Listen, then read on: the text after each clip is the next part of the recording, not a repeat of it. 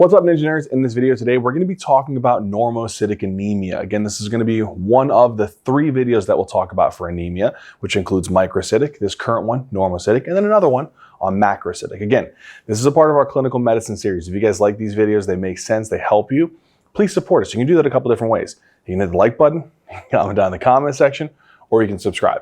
If you do all of them, that'd be great. Also, down in the description box below, we have a link to our website. On that website, you can find so many awesome premium resources that I think will help you throughout your whole process, which is going to be including notes, illustrations, quiz questions, case series, the list goes on. So go check that out. Without further ado, let's dig right into normocytic anemia. All right, my friends, so we're going to start talking about the pathophysiology of normocytic anemia. So when we talk about anemia, how do we define that? Well, it's the same thing as we talked about in microcytic anemia. You start off, you say, okay, what's the hemoglobin of the patient? If the hemoglobin is less than 13 in a male, that's anemia. If it's less than 12 in a female, it's anemia. Right there, we've already defined anemia. The next component is to say, what is the MCV, the mean corpuscular volume? It gives us the size of the red blood cells. If it's less than 80 femtoliters, it's microcytic. If it's between 80 to 100 femtoliters, it's normocytic. Now, when we talked about a microcytic anemia, the pathophysiology behind it was that there was something that was impairing heme synthesis, right? And we talked about iron deficiency anemia, sideroblastic anemia, anemia of chronic disease. And then we said there was a decrease in globin synthesis, and that was the thalassemias. Well, in normocytic anemia, it doesn't follow that same framework in the sense that in this case, there's nothing really wrong with the structure of hemoglobin. It's just that we're either not making enough red blood cells by the bone marrow, we're losing the red blood cells out of our circulation, or we're destroying those red blood cells in our circulation or in our spleen. So let's kind of go through that. And so how I like to break this up is into non-hemolytic anemia and hemolytic anemia. Now, non-hemolytic anemia, there's 2 subtypes to this. One is that the bone marrow isn't doing its job. So you know the red bone marrow, right? The red bone marrow is responsible for making blood cells, right? So it's supposed to make our red blood cells. These are going to be our red blood cells here, right?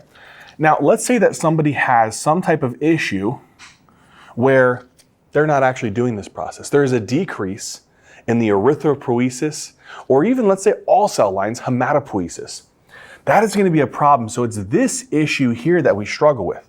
So in other words, there is a decrease in hematopoiesis.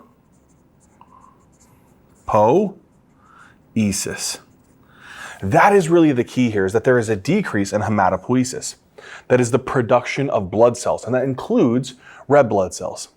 Now, if you have less red blood cells running through your circulation, that's going to be leading to less kind of hemoglobin carrying capacity, so you'll have anemia. When we talk about a decreased production, we have to ask ourselves the question, why is the bone marrow not making red blood cells? That really is what it comes down to. And there's 2 concepts here, and we'll talk about them a little bit later, but one is going to be called aplastic anemia. And aplastic anemia is where there is an intrinsic bone marrow failure. So the way I want you to remember this one is there is intrinsic bone marrow failure. And we'll describe this a little bit more as we get closer to talking about the causes of aplastic anemia. But if you have intrinsic bone marrow failure, really what's happening is the cells that actually are going to be the stem cells that make all blood cells, those are not actually undergoing proliferation and differentiation. So there's something wrong in this disease with our stem cells. So this is going to be our stem cell, our hematopoietic stem cell. So there's something wrong with these stem cells. Either they're being destroyed by chemo, radiation, ionizing radiation, drugs, or we don't have a good reason, but there's some type of autoimmune attack of them. And if those aren't working, we can't make these different types of cells. Now, the next component here is, what if it has nothing to do with intrinsic bone marrow failure or stem cell problems? What if it's due to another disease? And we talked about this. This may seem familiar. And we call this anemia of chronic disease. Now, an anemia of chronic disease, this one's interesting. There is decreased hormonal signaling, right? They're like, what the heck? What are you talking about? There's decreased hormonal signal. We're going to represent one of them as erythropoietin. Now, erythropoietin is supposed to be a hormone that tells the actual red bone marrow to make red blood cells. But in this process, there's decreased EPO. That's what leads to this problem. So another reason here, and we'll kind of go through this whole mechanism a little bit later when we get to anemia chronic disease, but there's a decrease in EPO. And that decrease in EPO is what leads to this inability to be able to undergo red blood cell production. So you're kind of inhibiting this process, right? The other thing is that there could be less iron available. So decreased iron availability. And we will explain this a little bit later as we get closer to this process. Availability. Now, iron is needed in order for us to be able to make red blood cells. If we don't have enough iron, are you going to be able to allow for this process of red blood cell production? No, because the problem is iron is needed to make heme. So in these diseases, anemia chronic disease, there is a decrease in a hormone that signals the production of red blood cells, and there's a decrease in iron which is needed to make heme, to make hemoglobin, to make red blood cells. So when it comes down to decreased production, what I need you to remember is the bone marrow is not doing its job in making red blood cells. There is a decrease in red blood cell production circulating. Here's the thing. There's cells. When you actually make red blood cells, you go through a stage where you'll start off with like a stem cell, right? And then that stem cell will become some type of blast. And then that blast will eventually become what's called a reticulocyte. And then that reticulocyte will become a red blood cell. So this is the normal pathway as you go stem cell to blast to reticulocyte to a mature red blood cell. In patients who have a decreased production, you struggle to do this. And so you'll have this kind of process being impeded in some way. So you may have a drop in the blast, a drop in the reticulocytes, and a drop in the red blood cells. This is one that we actually tend to like to measure. So what I can actually say, and we'll talk about this as we get closer to the diagnostic section, that underproduction anemias are oftentimes classified as having what's called a decreased reticulocyte count. A decreased reticulocyte count. That is really important. Okay. So we talked about non-hemolytic anemia. That means that we're not busting open the red blood cells. In other words, anemia is decreased red blood cells. You're either not making them, losing them, or destroying them. This is not a destroying process. So now that we talked about this part, the decreased production, let's talk about the loss. That you're losing more red blood cells than you normally would in a patient. Now, it's pretty straightforward. You develop some type of acute blood loss. In acute blood loss, that is going to cause you to lose red blood cells from your circulation. So as I'm dropping out blood, what am I doing to my number of red blood cells in the circulation? I'm going to be dropping my number of red blood cells. Now, the big thing with acute blood loss is that in this scenario, when you decrease your red blood cells, right, we have a normal bone marrow. So there's going to be a loss of red blood cells. But here's the next thing. You have a intact red bone marrow. So you have a normal bone marrow. If you have a normal bone marrow, then what should the process look like for you if you start off? Stem cell, right? Then you're going to go to a blast. Then you're going to go to a reticulocyte. And then you're going to go to a red blood cell. So in this process, there was a destruction. There was some type of process where the stem cell wasn't proliferating or it was being destroyed, so you couldn't undergo this process. But in this one, the bone marrow is normal. All right? In this one, there was something wrong with the bone marrow, or the bone marrow wasn't getting its signaling. So in this particular scenario, there was a decreased function of the bone marrow. Decreased function of the marrow. And here, we'll kind of like bring these up so we know that both of those do these. So there's a decreased function of the marrow and there's bone marrow failure. And here, the bone marrow is normal. So it'll actually undergo a fast process where it'll try to increase the production of red blood cells. There'll be lots of signaling here. Funny enough, from this loss of red blood cells, it's going to go and tell this process to expedite. Tell the bone marrow, hey, I really need you to work hard and make red blood cells. But if you're losing more than your bone marrow is capable of doing or producing, you'll still have anemia. So what will happen is you'll increase this process. So now what would we see with a loss of red blood cells with the reticulocyte count? We would see an increase in the reticulocyte count. So that's a really important thing to remember here, is that these patients will have a increase in the reticulocyte count. And it's important to remember that the reason why this is happening is you have loss of red blood cells, normal bone marrow. If the loss is greater than the amount that the bone marrow can actually work, then this will lead to a deficiency in red blood cells. But your body will try to uptick the amount of red blood cells from the bone marrow. This is a really important concept to understand, because when we actually have a patient who we say they have anemia, they have a normal MCV, the first thing that we actually like to check after that is what is the reticulocyte count or the reticulocyte index? Because if the reticulocyte count is low, it makes me think of these. If the reticulocyte count is high, then it makes me think of potentially this, and guess what? This. So that's the next part let's move into. All right, so far on our differential normocytic anemia, we have aplastic anemia, anemia of chronic disease, and the underproduction camp. We have loss of red blood cells in the acute blood loss camp. What about hemolytic anemias? This is the most feared one. This is the feared one.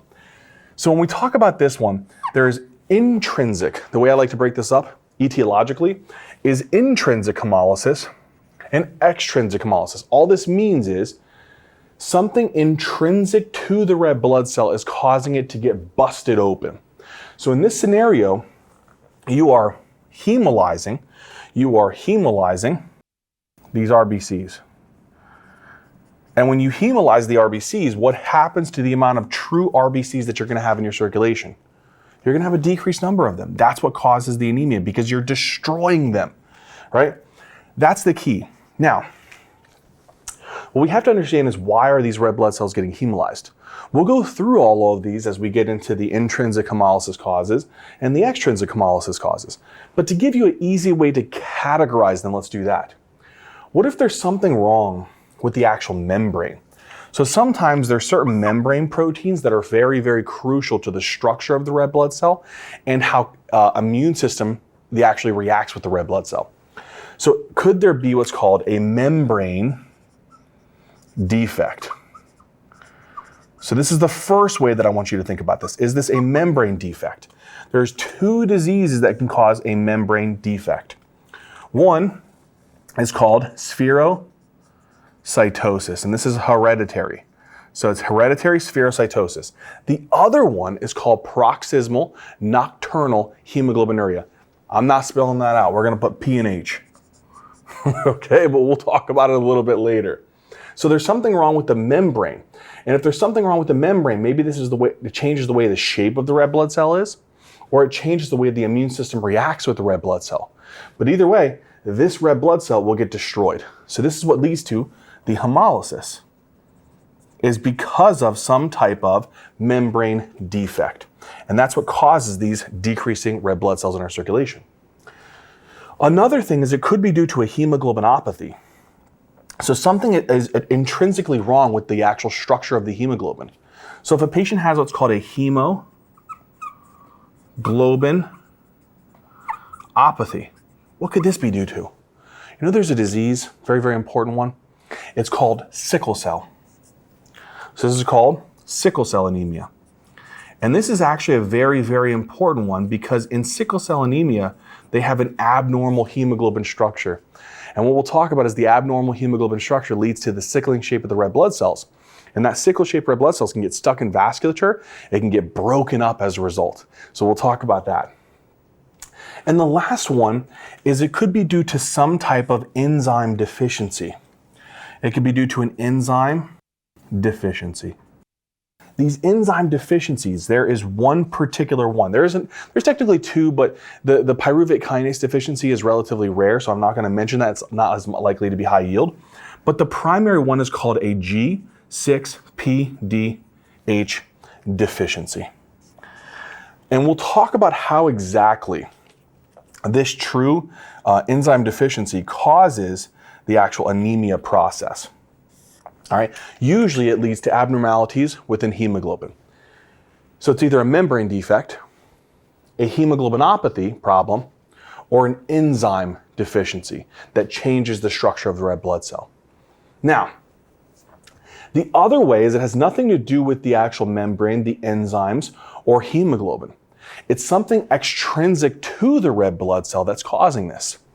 What if I told you that there was autoantibodies that were attacking the red blood cell? Or what if I told you that I had complement proteins that were attacking the red blood cell?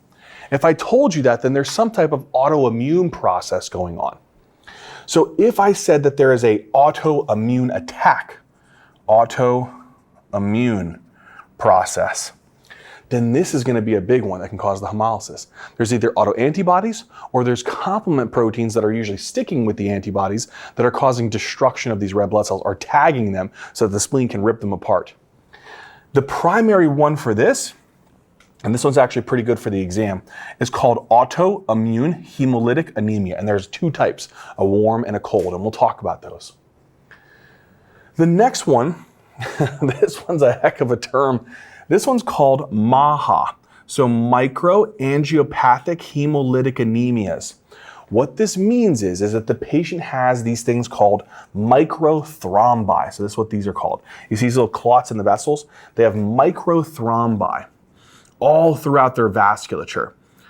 And it's because they're taking platelets and consuming them in this, and they have abnormal coagulation properties, etc. We'll talk about these in detail a little bit later, but they have multiple microthrombi, tons and tons and tons of them throughout the circulation.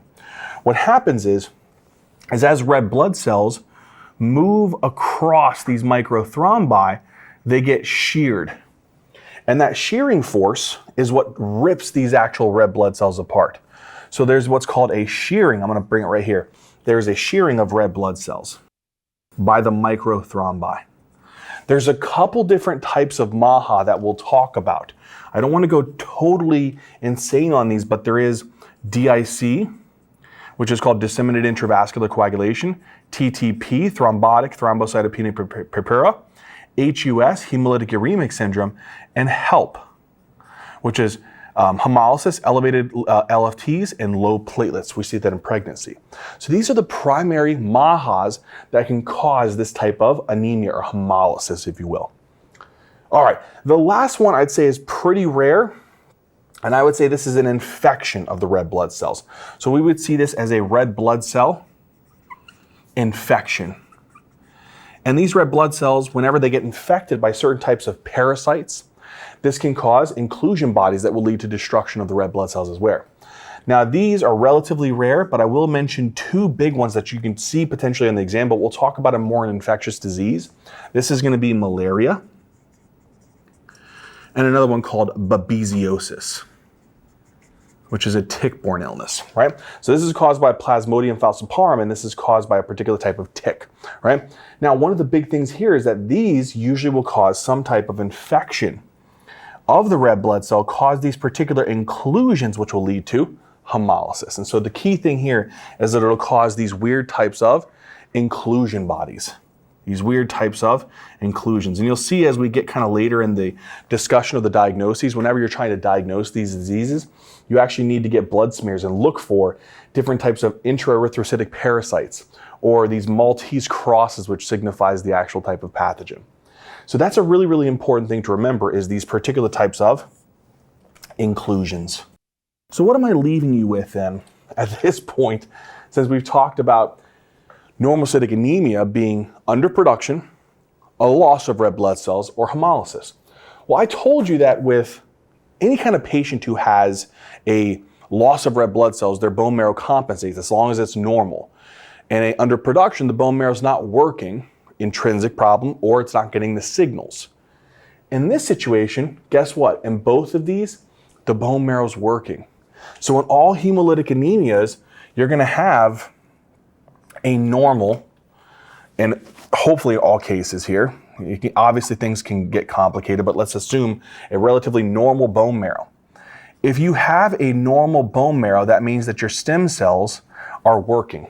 And again, let's go back and think for a second. If I have a stem cell, it goes to a blast, then it goes to reticulocyte, and then what? Then it should go to a mature red blood cell, all right?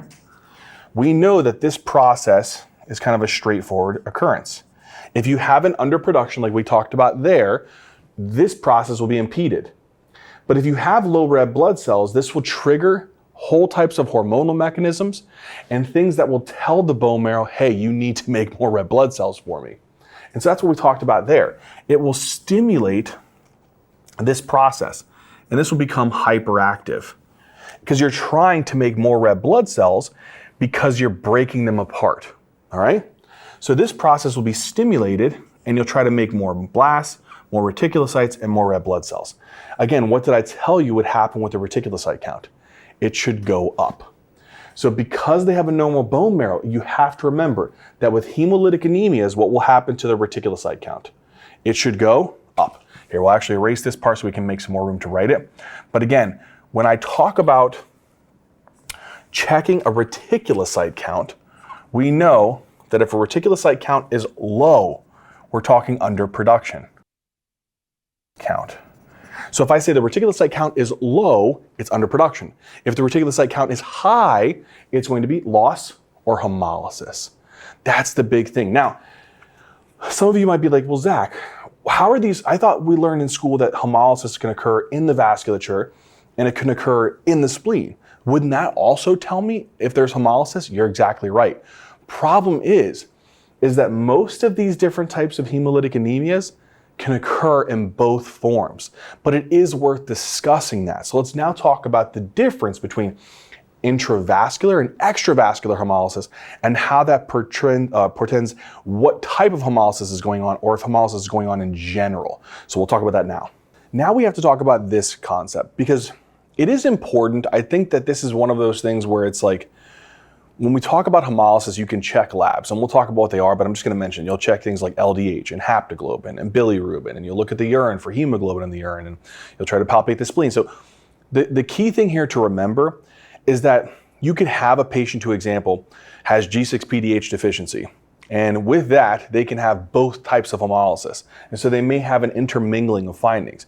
You may have one like PNH, paroxysmal nocturnal hemoglobinuria, that only causes intravascular, so it may only have the intravascular findings, but a lot of them, they overlap and it's not always perfect. So we'll discuss these, but do realize that in true clinical reality, a lot of the times these patients with these different types of hemolytic anemias have an intermingling of both.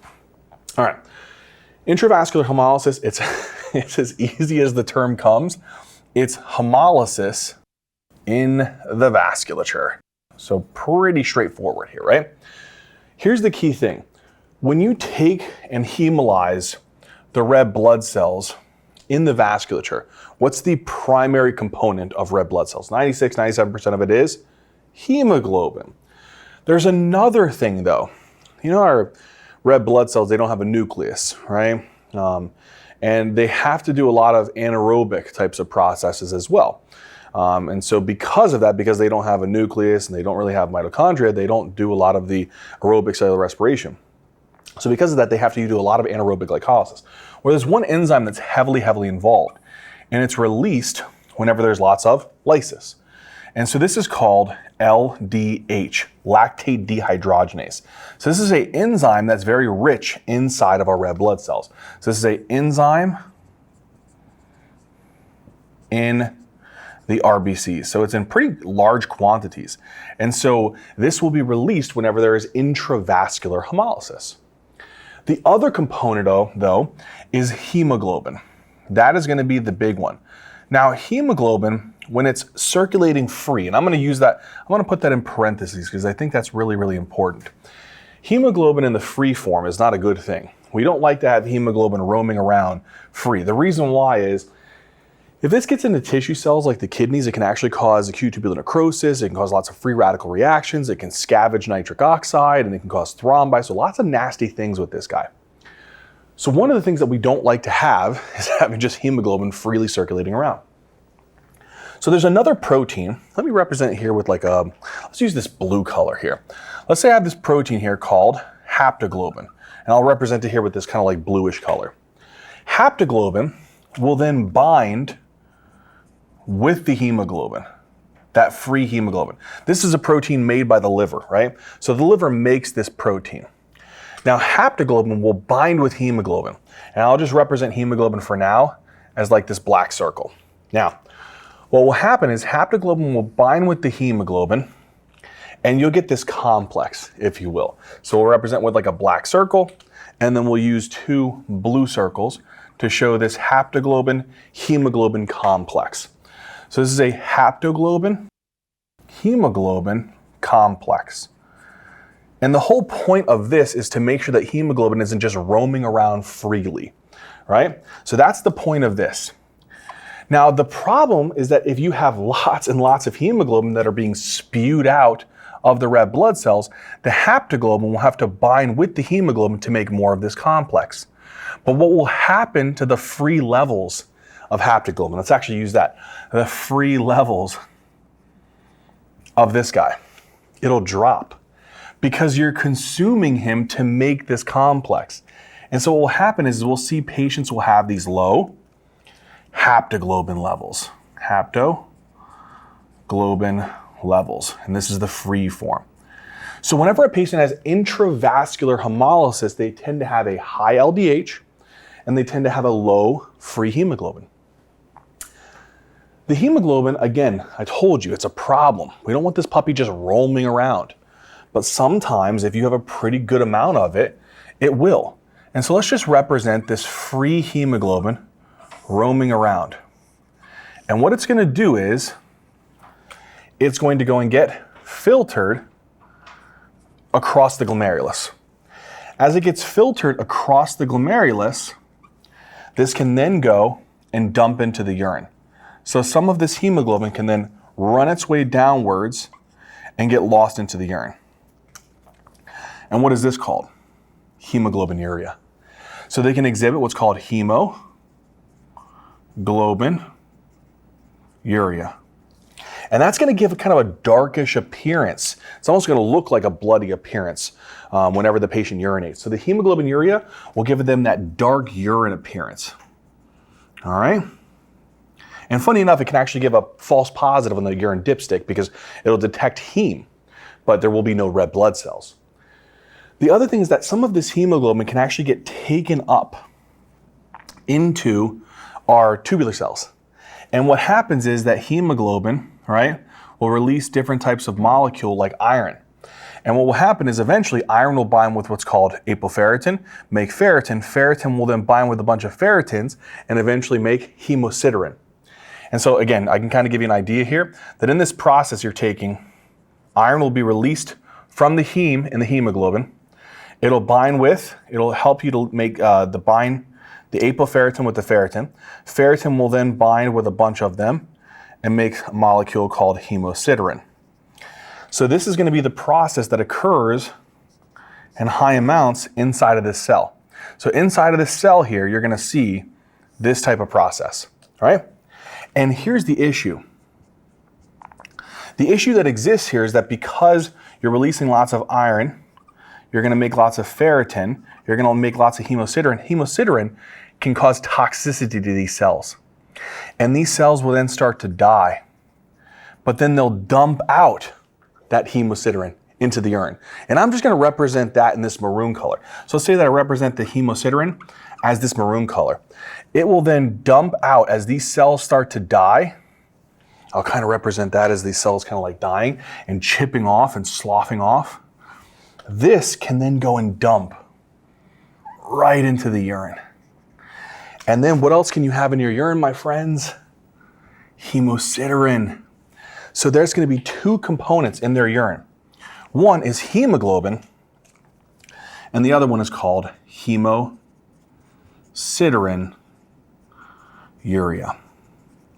So these are the big things that I really want you guys to remember, is if patients have the presence of hemoglobin in the urine, the presence of hemosiderin in the urine, a low haptoglobin and a high LDH, it suggests intravascular hemolysis.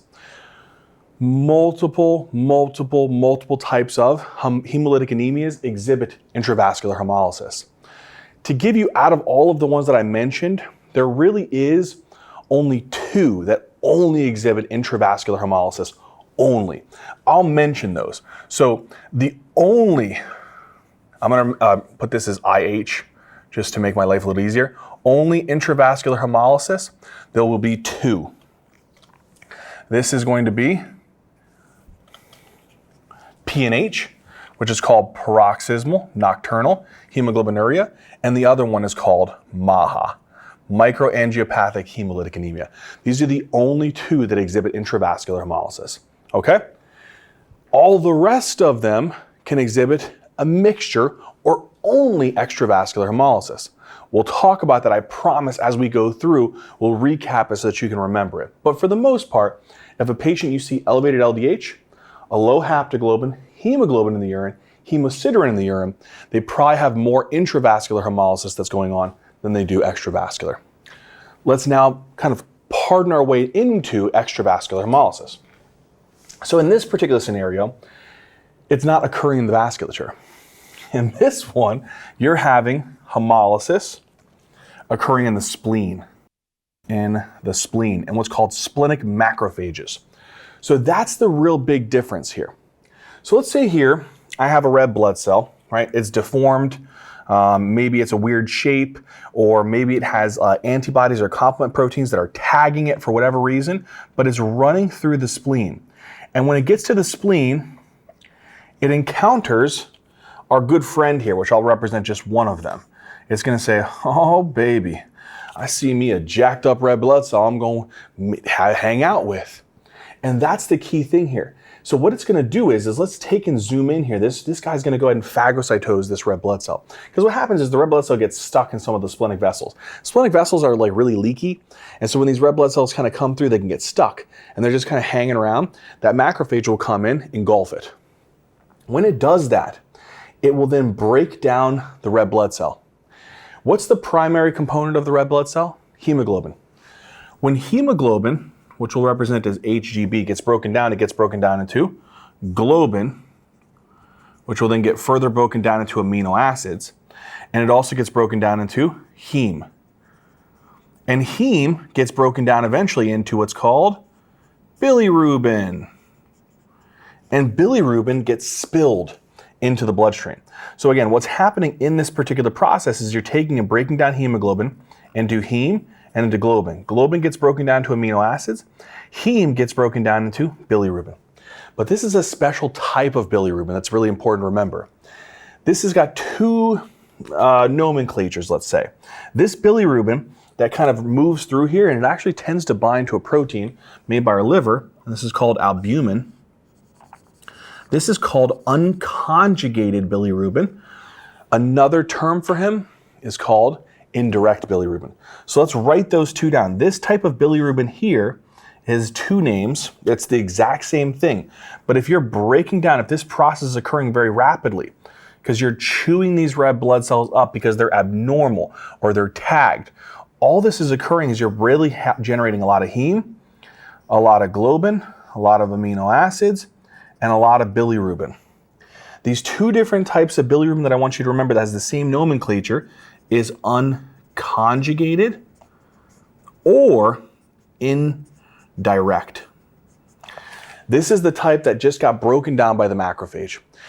So if I check a patient's bilirubin levels and their indirect bilirubin levels are elevated, it really tells me that this is occurring in the spleen. Now the other thing is that there's a lot of hemolysis going on, right? So the splenic macrophages are working really, really hard.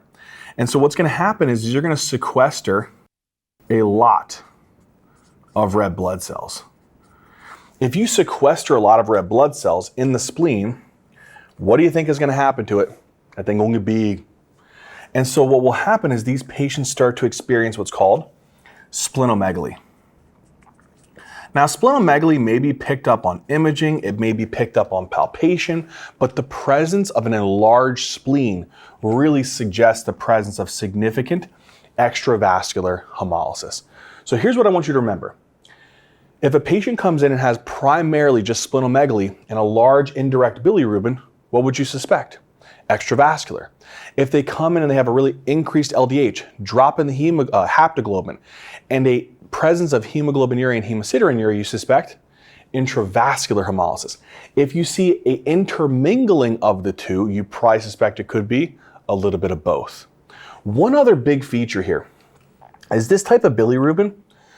It's an interesting one. It loves to go and deposit into the skin. So it loves to deposit into the skin and sclera. When it does that, it gives it a weird pigmentation. What is that pigmentation, that hueish, like that yellowish, slight orangish discoloration of the skin and sclera called? This is called jaundice. So another presentation of increased indirect bilirubin may very well be the presence of jaundice. So if a patient has significant jaundice, splenomegaly, and an increased indirect bilirubin, be highly suspicious of extravascular hemolysis. Now, is there any types of hemolytic anemias that only exhibit extravascular hemolysis? That's a great question. I'll kind of, again, use my abbreviation here, EH. So only EH is primarily two of them. The rest of them all exhibit a mixture of the two. This is going to be spherocytosis. So hereditary spherocytosis. And the other one is called autoimmune hemolytic anemia. These are the only ones that primarily work through that type of hemolysis. Those two are the only ones that primarily work through that type of hemolysis. So what that leaves me with is saying that things like G6-PDH deficiency and sickle cell anemia, right? Those could be kind of an intermingling of the two. So that's really important to remember. Okay, we've covered now the laboratory significance. So if I have a patient, they come in, anemia, they get a normal MCV, I check the reticulocyte index and it's increased. Could be blood loss, as I told you, or hemolysis. How do I tell if it's hemolysis? Check the LDH, check the haptoglobin, check for hemoglobin in the urine, check for any kind of splenomegaly, check for jaundice, and check an indirect bilirubin level. If these tend to be present, it will suggest hemolysis. And then from there, you may have to dig a little bit deeper to figure out which type of hemolysis. But at least this will tell you hemolysis could be going on. All right, now that we've covered this, let's now kind of dig into the causes of the non-hemolytic anemias a little bit more and the causes of the hemolytic anemias a little bit more. All right, so let's now go over the causes. We talked a little bit about these, but we're gonna kind of introduce them, kind of dig into them a little bit more. But I think one of the other things that's nice about talking about it in this way is that we may pick up some key features that really helps us to distinguish one type of anemia from the other. So that when we get to our algorithm, we are fully prepared and like rocked, ready to roll as we kind of dig into the algorithm. So non-hemolytic causes we talked about was the underproduction and the blood loss, and that included the aplastic anemia, the anemia of chronic disease, and the acute blood loss anemia.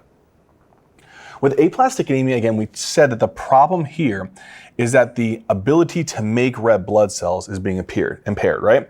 So if I have here a red blood cell, we know that there is an impairment in this process, right? Now here's the concept. The problem that this happens is that there is an autoimmune attack of sorts on the hematopoietic stem cell. Now, remember I told you that it was like that kind of like basic structure. The stem cell goes to the blast cell, which then goes to the, in this case, the reticulocyte and then the red blood cell. Well, that's a stem cell. These stem cells can go to all cells, white blood cells, red blood cells, and even the formation of platelets. So whenever there is this, let's say, autoimmune attack on the stem cells, but we actually have to say what kind. This is our hematopoietic stem cell. So this is the stem cell that makes all blood cells. When you attack this puppy, what happens? You destroy it. When you destroy this stem cell, you now lose the ability for these stem cells to proliferate and differentiate into specific types of cells, as we've discussed. You lose the ability to make white blood cells. You'll lose the ability to make red blood cells, and you'll lose the ability to make platelets. When we have a patient that has these particular features, a decrease in the white blood cells, a decrease in the red blood cells, and a decrease in the platelets. So what is this called? So decrease in white blood cells is called leukopenia. Decrease in the red blood cells is called anemia, and decrease in the platelets is called thrombocytopenia. But the collective of these is called pancytopenia. So that's the collective, is that all of these make a condition called pancytopenia, which is a decrease in all cell lines. The presence of pancytopenia should highly suggest aplastic anemia. That is the primary thing that you want to think about. Now, when we talk about this autoimmune attack, we should ask ourselves the question, like, what's really leading to this? I'd say this is not as high yield, but there is a couple things that I think are kind of somewhat important to remember in the vignette. A lot of the times we don't know the reason. So this could be idiopathic. Oftentimes it's most common. Another reason is it could be due to chemotherapy, which causes destruction of the bone marrow, radiation therapy, which can cause destruction of the bone marrow. So the combination of the two, chemo, radiation. And this could also be due to drugs. So there is a cool mnemonic out there which helps us to remember some of these drugs. It's called you can't make new blood cells properly. And that would include carbamazepine, right? M for methimazole, N for NSAIDs, B for benzene, and then the next C is for chloramphenicol. And the last thing, the properly, is going to be propylthiouracil. So that's a quick little mnemonic that may help you to remember the potential drugs that can cause aplastic anemia. All right? The next thing is it also could be due to infections. And this is where I actually want to mention something real quick that we'll talk about a little bit later as we get closer to the sickle cell anemia. There is a couple infections, but I'd say the biggest one that's worth remembering is called the parvovirus B19. This actual virus has the ability to shut down the bone marrow. And when it can shut down the bone marrow, it'll lead to pancytopenia. When this happens in patients who have sickle cell anemia, it worsens their anemia. And so they can develop what's called an aplastic crisis in sickle cell anemia. So this can lead to an aplastic crisis in sickle cell disease. We'll put SCD, sickle cell disease, okay?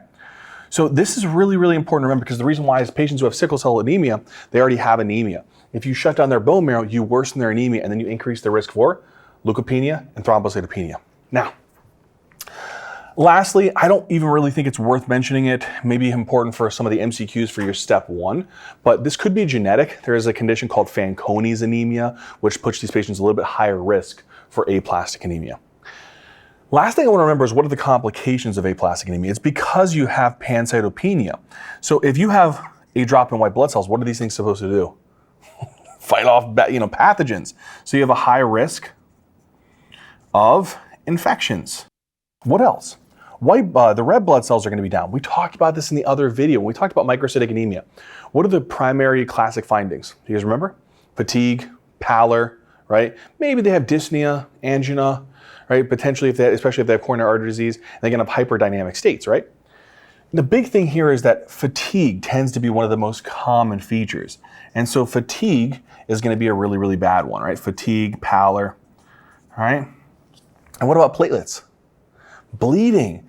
So they can also have bleeding, all right? So increased risk of bleeding. And so usually they have like easy bruising, like petechiae, right? Epistaxis, etc. So here's what I want you to remember. For aplastic anemia, watch out for pancytopenia. And again, remember with this one, what was the big thing for the reticulocyte count for the underproduction? It would be low. So less than 2%, which we'll talk about what that means a little bit later. All right, there's aplastic anemia, all right?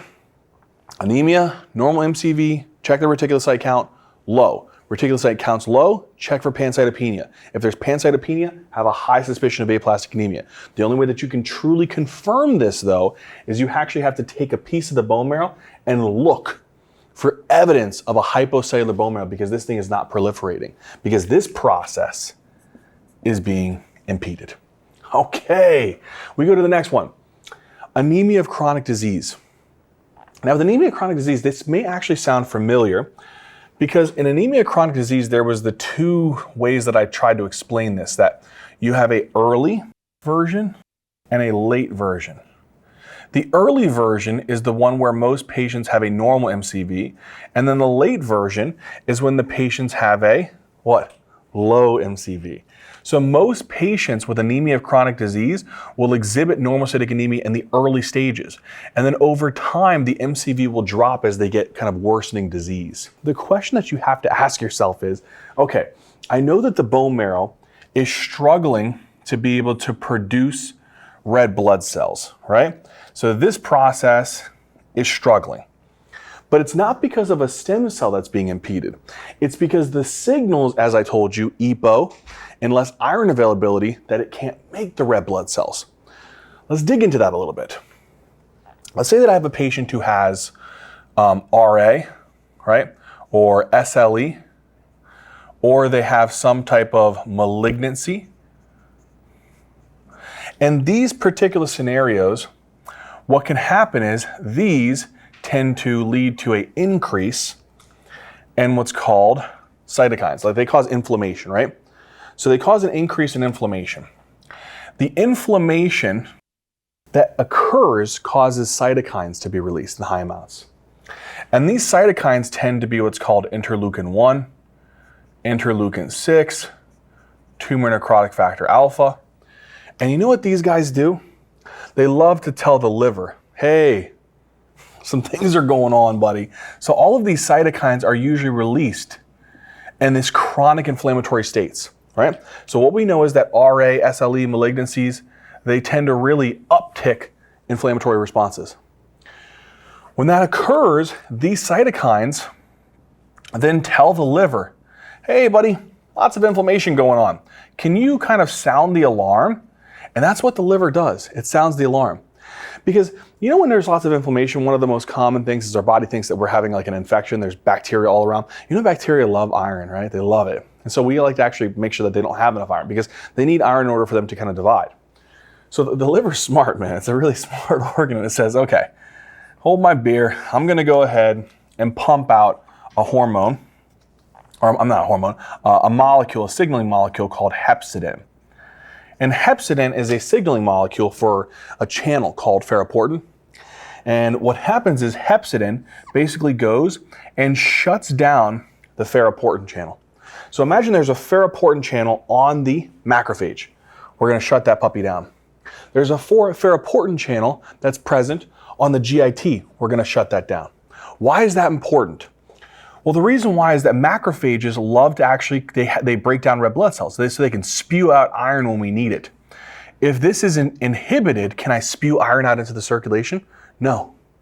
If this is inhibited, you know, iron is supposed to be absorbed across our GIT.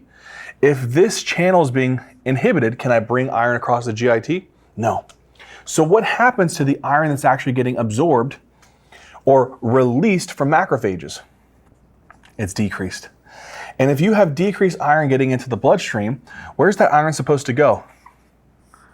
Eventually, it should get recycled and go to the bone marrow. But we have a decreased availability of the iron by the bone marrow, my friends, and that's what leads to this drop in the red blood cell production. That's kind of interesting, right? Well, you know another thing is? In a patient who has chronic kidney disease, right? And I'd say at least you're getting to like stage 4, 5. What happens is that their kidneys are really becoming super fibrotic, and they're losing some function of their peritubular cells, which is around the proximal tubule. The proximal tubular area is supposed to make a hormone called erythropoietin. But if your renal function is declining, your ability to make hormones is declining. Right? And so that hormone, erythropoietin, is decreased. Erythropoietin is such a powerful hormone for red blood cell production that if you don't have enough of it, what's going to happen to your ability to make red blood cells? It's going to be impaired. So you have decreased signaling for making red blood cells. That's the cool concept with anemia chronic disease. So what I really want you to remember is anemia chronic disease, it's really one of those diseases that you actually have to exclude other things. So let's say that a patient has anemia. You check their MCV and it's normal. You check their reticulocyte index and that's low. Well, then you're between these two. If they have pancytopenia, it's more aplastic anemia. If they don't have pancytopenia, then you might want to start thinking about anemia chronic disease. But the real way that you would have to determine this is you would have to utilize iron studies. You would have to check to see if they have a low iron in their circulation, a very high ferritin, because hepcidin is one of the proteins that's released during inflammation. Guess what another one is? Ferritin. And so typically, the patient's ferritin levels tend to be pretty elevated. And if I see an increase in ferritin and a decrease in iron on their iron studies with no pancytopenia and a history of these diseases, I'm really starting to consider that the patient could have anemia chronic disease. Okay, we talked about these. Now let's come on to the next component here, which is the acute blood loss. So with the acute blood loss, we told you if the patient has anemia, you'll check their MCV. If it's normal, you'll check the reticulocyte count. If the reticulocyte count is low, it's these two. If the reticulocyte count is high, it could be blood loss or hemolysis. Then what did I tell you to do? Check the hemolytic labs. Check the LDH, the haptoglobin, the indirect bili. Check for any type of splenomegaly. Check for hemoglobin in the urine, hemosiderin in the urine. Those are important components. If you don't see any of those, then you can start to think that it could be acute blood loss, especially if the patient's exsanguinating. So what you want to look for is what are some potential reasons why a patient could be exsanguinating. So I could look for what's called a AAA rupture. If a patient came in with abdominal pain or flank pain, a pulsatile abdominal mass, and acute hypotension, boom, there could be the exact reason. If they came in and they had some type of gunshot wound, a bullet went right through their leg, or they had some type of trauma, or they were in surgery, that could be another potential reason. So it could be some type of trauma, whether this was accidental or iatrogenic, right? So look for trauma.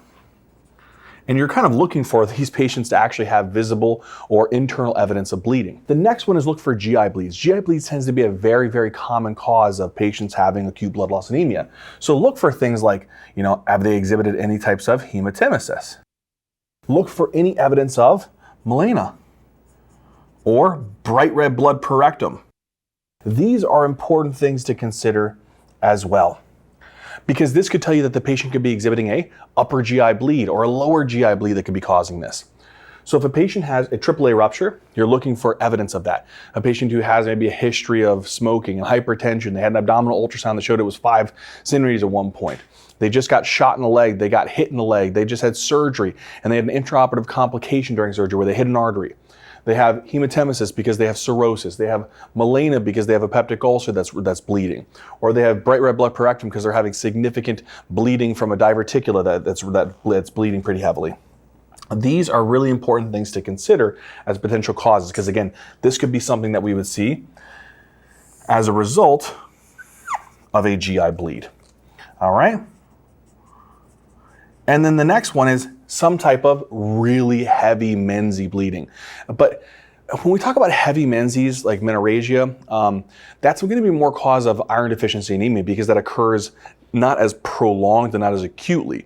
Usually it's kind of a slow process and it occurs in a monthly pattern. If a patient's losing a large volume of blood pretty significantly, that's when I would suspect an acute blood loss anemia. This would be some type of obstetric bleeding. And the big ones that I would be concerned about, I would say would be thinking about postpartum hemorrhage or a ruptured ectopic pregnancy. So think about a postpartum hemorrhage or a ruptured ectopic pregnancy. But you're going to be looking for like heavy vaginal bleeding. So look for these things in the vignette as a potential source of the patient's bleeding. If a patient has heavy vaginal bleeding, or if they have hematemesis, or they have some type of melena or bright red blood perirectum, they have some type of, again, abdominal pain with a pulsatile mass and hypotension with a known history of a AAA, or they have some type of traumatic exsanguinating injury, you can suspect blood loss. The things that you want to be watching out for with these potential scenarios is complications that they could be exhibiting. When a patient has significant blood loss, they can become hypovolemic, so their blood volume can start to drop. When blood volume drops, this drops what's called your end-diastolic volume. So when a patient's end-diastolic volume drops, their stroke volume will also drop, and then their cardiac output will drop, and then eventually their blood pressure will drop. So this is usually a result here of a patient having significant types of hypovolemia.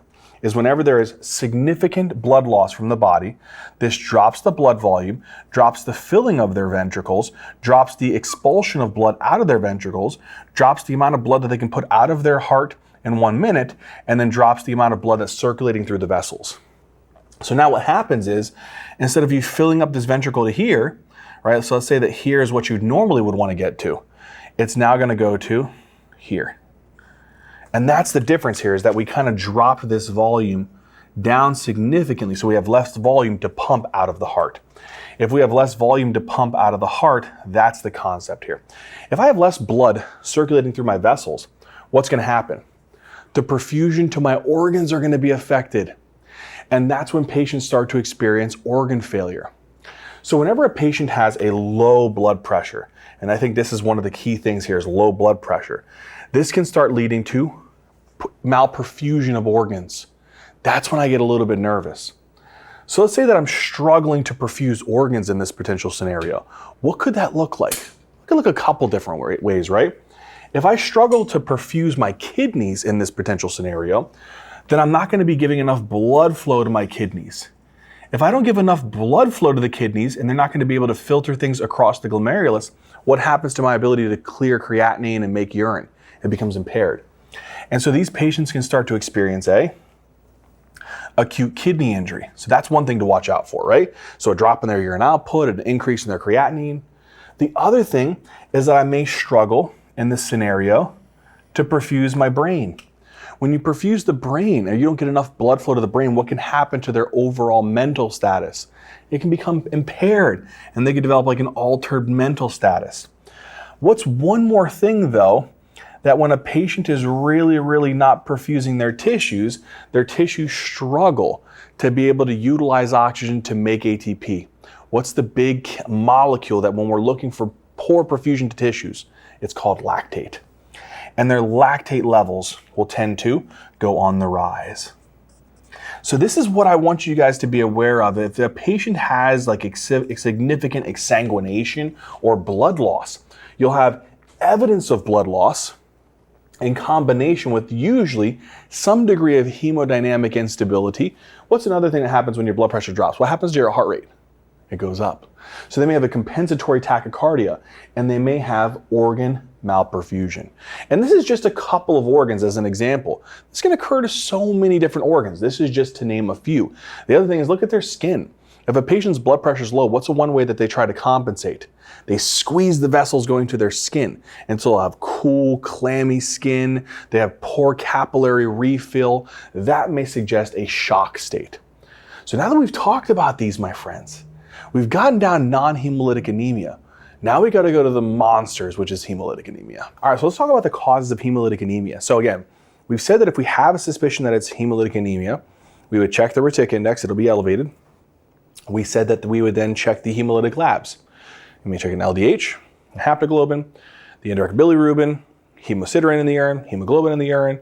We would even check for splenomegaly, right? To see if there's any types of hemolysis. Now remember we talked that some types of diseases or hemolytic anemias can have intravascular and extravascular combined, and some only exist intravascular and some only exist in the extravascular camp. But let's say that we check those labs and we find increased LDH, decreased haptoglobin, hemoglobin in the urine, right? We find that there is maybe splenomegaly, or there is an increase in the indirect bilirubin. We suspect hemolysis. Once we do that, we say, is it intrinsic or extrinsic? When I say intrinsic, I'm talking about usually there's a membrane defect an enzyme deficiency, or a hemoglobinopathy. For membrane defects, there's two. It's hereditary spherocytosis and paroxysmal nocturnal hemoglobinuria. For hereditary spherocytosis, this is a mutation, right? So there is a mutation. So this is an inherited condition. So there's a mutation in the gene that codes for specific proteins that are integral to the red blood cell membrane. And it's kind of actually funny because they're integral proteins, but never mind. What happens is you have a decrease in specific proteins that are really crucial here. These could be spectrin. Spectrin is a very important protein. Another one is called ankyrin. And there's these different types of band proteins like band 3, band 4.1, etc. So all of these proteins are super crucial to the structural integrity of the red blood cell. If you have a mutation where you don't actually produce enough of this, so now there's a mutation, right? This leads to a decrease in these proteins. A decrease in these proteins leads a decrease in the cytoskeleton of the red blood cell. Now, what that means is that without these proteins, you can't maintain the normal biconcave disc type of shape of the red blood cell. And so instead what happens is in the absence of these particular types of proteins, you actually develop a spherical shape. So then you end up with this like very weird spherical shaped red blood cells. And these spherical shaped red blood cells are called spherocytes. So then you end up with what's called spherocytes. Now the problem with spherocytes is that they're very abnormally shaped, right? So this is going to cause stimulates an abnormal shape. This abnormal shape of the red blood cell is then now very at high risk to get stuck in the splenic vessels. So when this puppy runs through the actual splenic vessels, it can get stuck inside the spleen. And when it gets stuck inside the spleen, it can actually cause lots of macrophages to engulf it. When it engulfs it, what happens? What does it do?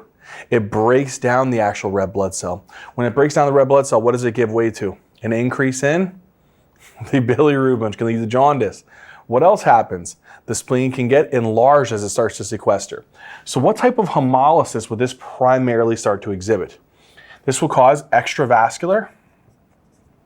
primarily extravascular hemolysis. So again, to recap, hereditary spherocytosis is a mutation in the genes that code for specific proteins that are integral to the red blood cell membrane. If you don't have them, you lose the cytoskeleton.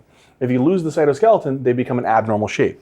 The abnormal shape of the red blood cell is now called a spherocyte. So if you look at this under a peripheral blood smear, it'll give you a spherocyte type of presentation. They get stuck in the spleen. When they get stuck in the spleen, they undergo extravascular hemolysis. Now, let's talk about some potential complications. This will kind of be nice because we kind of hit this a little bit already, that if you start to sequester the red blood cells, all right, in the spleen, what happens to the overall size of the spleen? This is going to lead to splenomegaly. So this is a really big problem here, is that the spleen is like the primary way that we end up experiencing this destruction of red blood cells. All right, so splenomegaly is a really big problem. And sometimes these patients with hereditary spherocytosis, the only way that we can really treat them is to get rid of the spleen so that you get rid of the way that they hemolyze these red blood cells.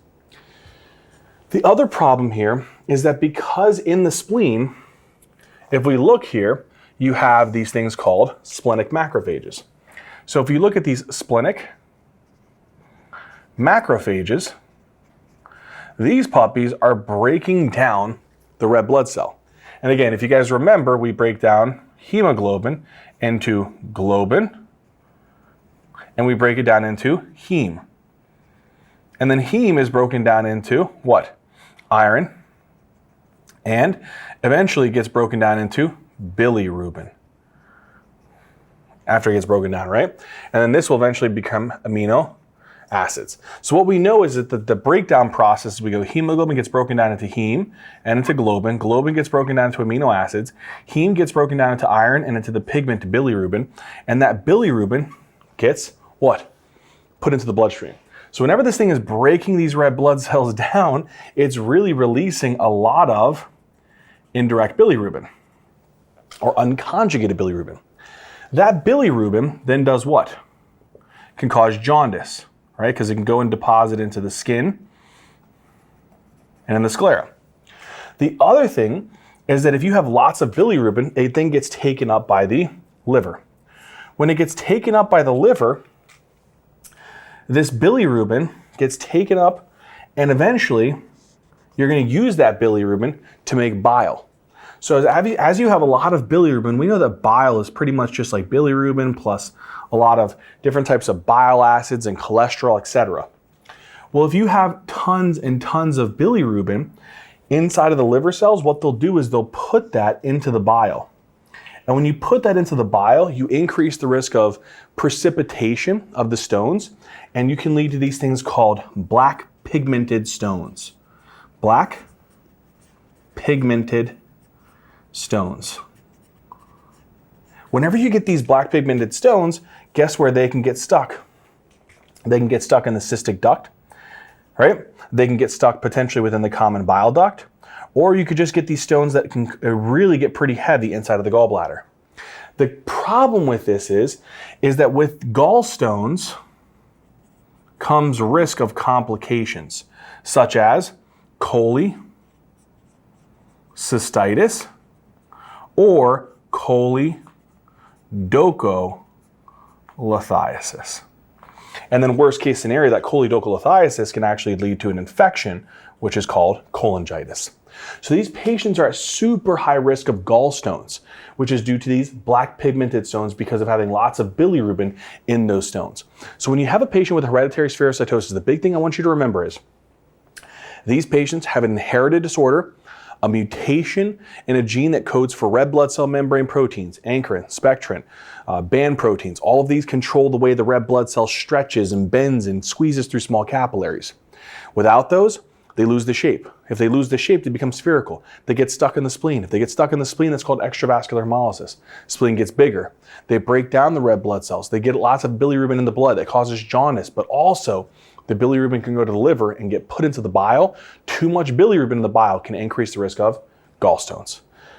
This is really important that we understand this, and the reason why is when I have a patient with hemolytic anemia and I've kind of determined that they have a hemolytic anemia, the next step in my kind of diagnostic process is to check the peripheral blood smear and to look for spherical shaped red blood cells. And that would be the big thing.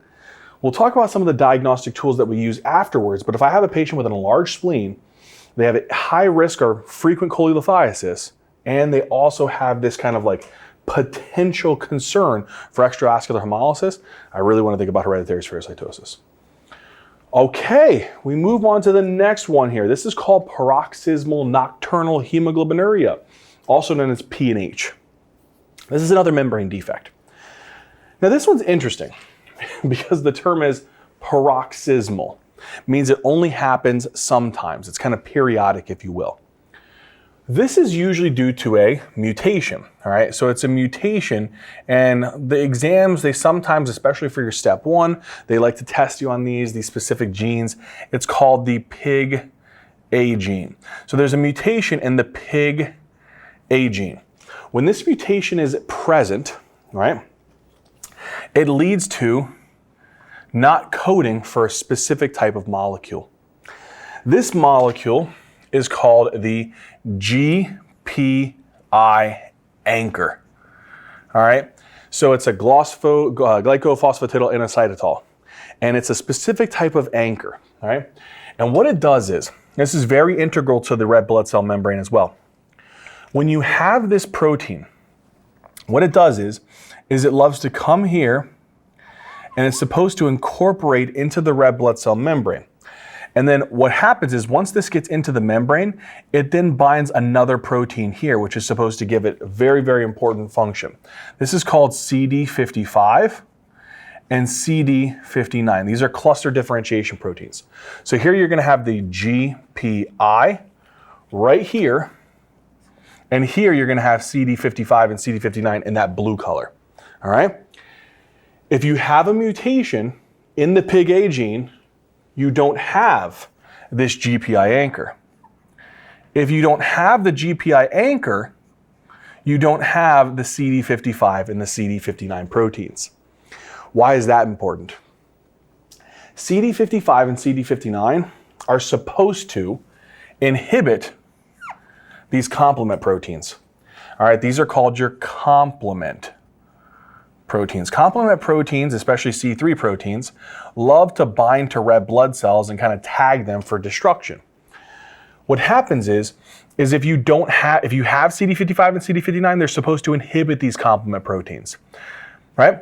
If you don't have them, so there is a decrease, if you will, in the CD55 and a decrease in the CD59 because you have no GPI anchor to hold on to them, will you be able to inhibit the complement proteins anymore? No, they become stimulated. If the complement proteins become stimulated, what do they love to bind to? The red blood cell. If the complement proteins bind to the red blood cell, what will they do? They'll tag them. And what will happen is your immune system will come and destroy these things. It actually forms like different types of membrane attack complexes, causes different types of destruction of these red blood cells. So now I'm going to have this red blood cell destruction because of the complement mediated process. So this is going to be complement mediated. This occurs in the vasculature, right? So because this type of hemolysis is occurring in the vasculature, what kind of hemolysis would you call that? So since it's occurring in the vasculature, this is called intravascular hemolysis. That's a really important thing. So paroxysmal nocturnal hemoglobinuria really only causes intravascular hemolysis. How does it do that? Again, mutation of the PIGA gene. They don't have a GPI anchor. GPI anchor is supposed to bind these proteins called CD55 and CD59 on the red blood cell membrane.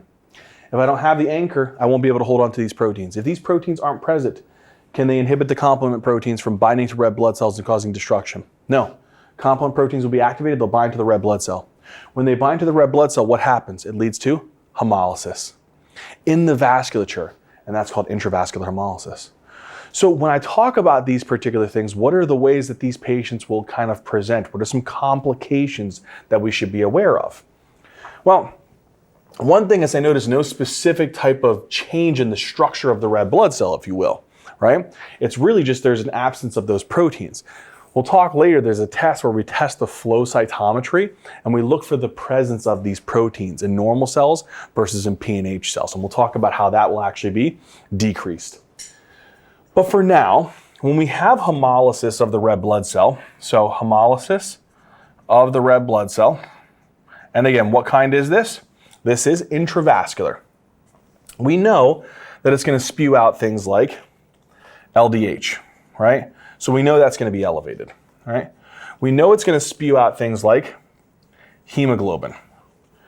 And when it spews out things like hemoglobin, what happens? What is hemoglobin supposed to bind with? It's supposed to bind with haptoglobin, right? And so what we know is that we know that haptoglobin will bind with the hemoglobin and make a haptoglobin hemoglobin complex. And as a result of this process occurring, what happens to my haptoglobin levels? They should drop. What happens to the complex levels? It should go up.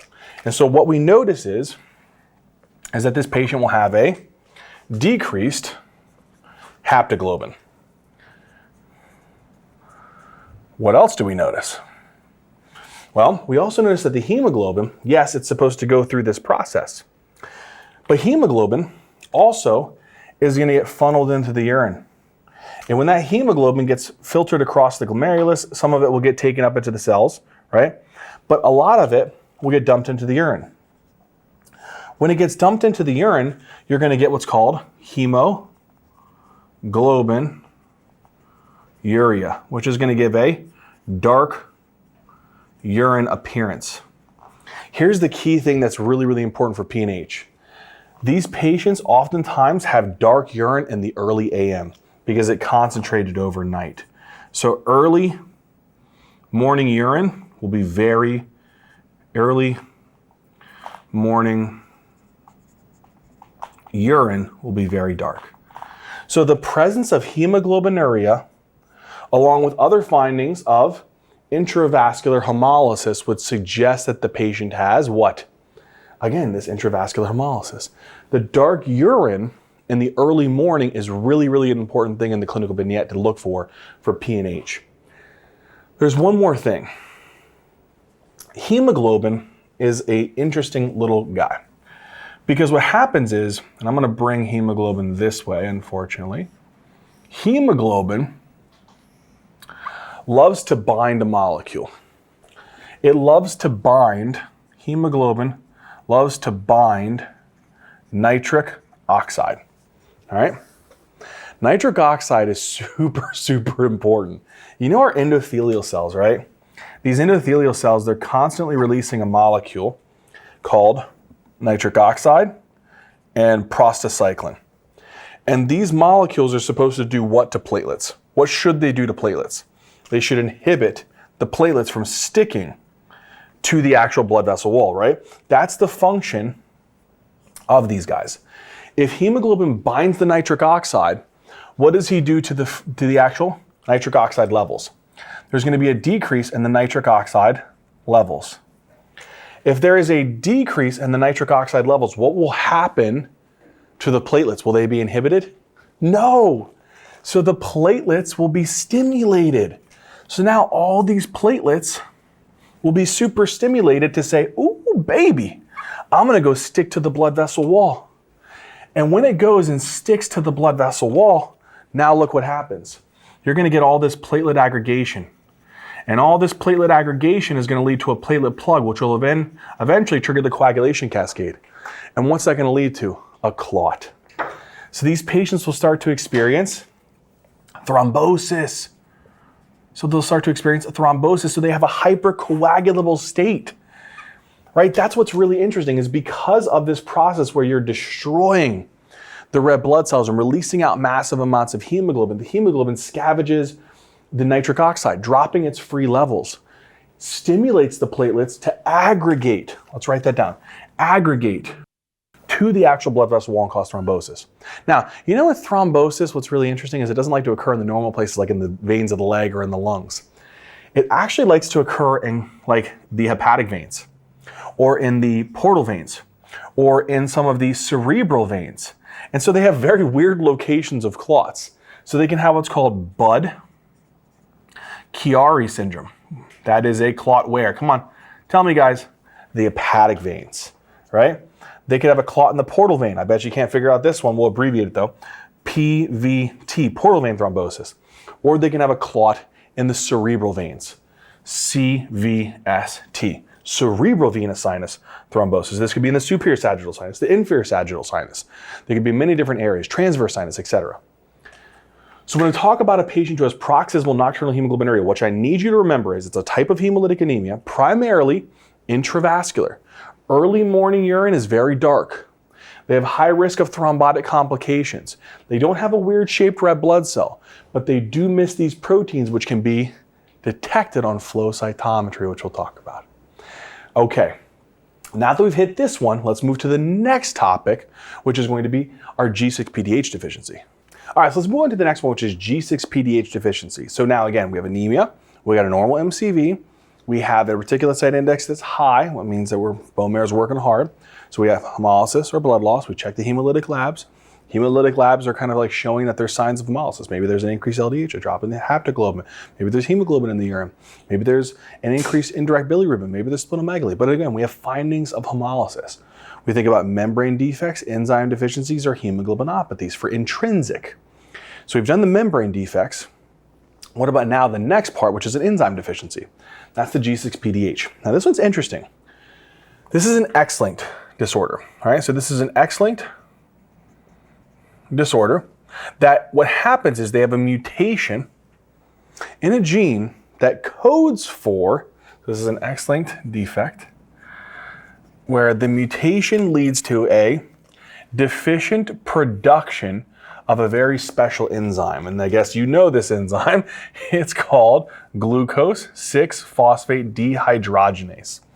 Now, this enzyme is actually really, really cool. It's involved in the pentose phosphate pathway. And what it's supposed to do is, there's a molecule, and this is called NADP positive. All right? Now, NADP positive has to get turned into NADPH, right? In order for it to get converted into NADPH, we need this enzyme called glucose 6-phosphate dehydrogenase. And that will stimulate this step here. When it stimulates this step, it will help in the conversion of NADP positive into NADPH, which is kind of like a reduced form. Now, NADPH is a very powerful type of reduced molecule. Well, what it can do is, it can take its hydride ions and drop them off onto a very important molecule. And this is called glutathione. Now, glutathione exists in an oxidized form, right? But whenever it gets these hydride ions dropped off, it drops off these hydride ions and it gets converted back into NADP positive, that converts the glutathione from the oxidized form into the reduced form. So now I have what's called glutathione, which is in the reduced form. All right?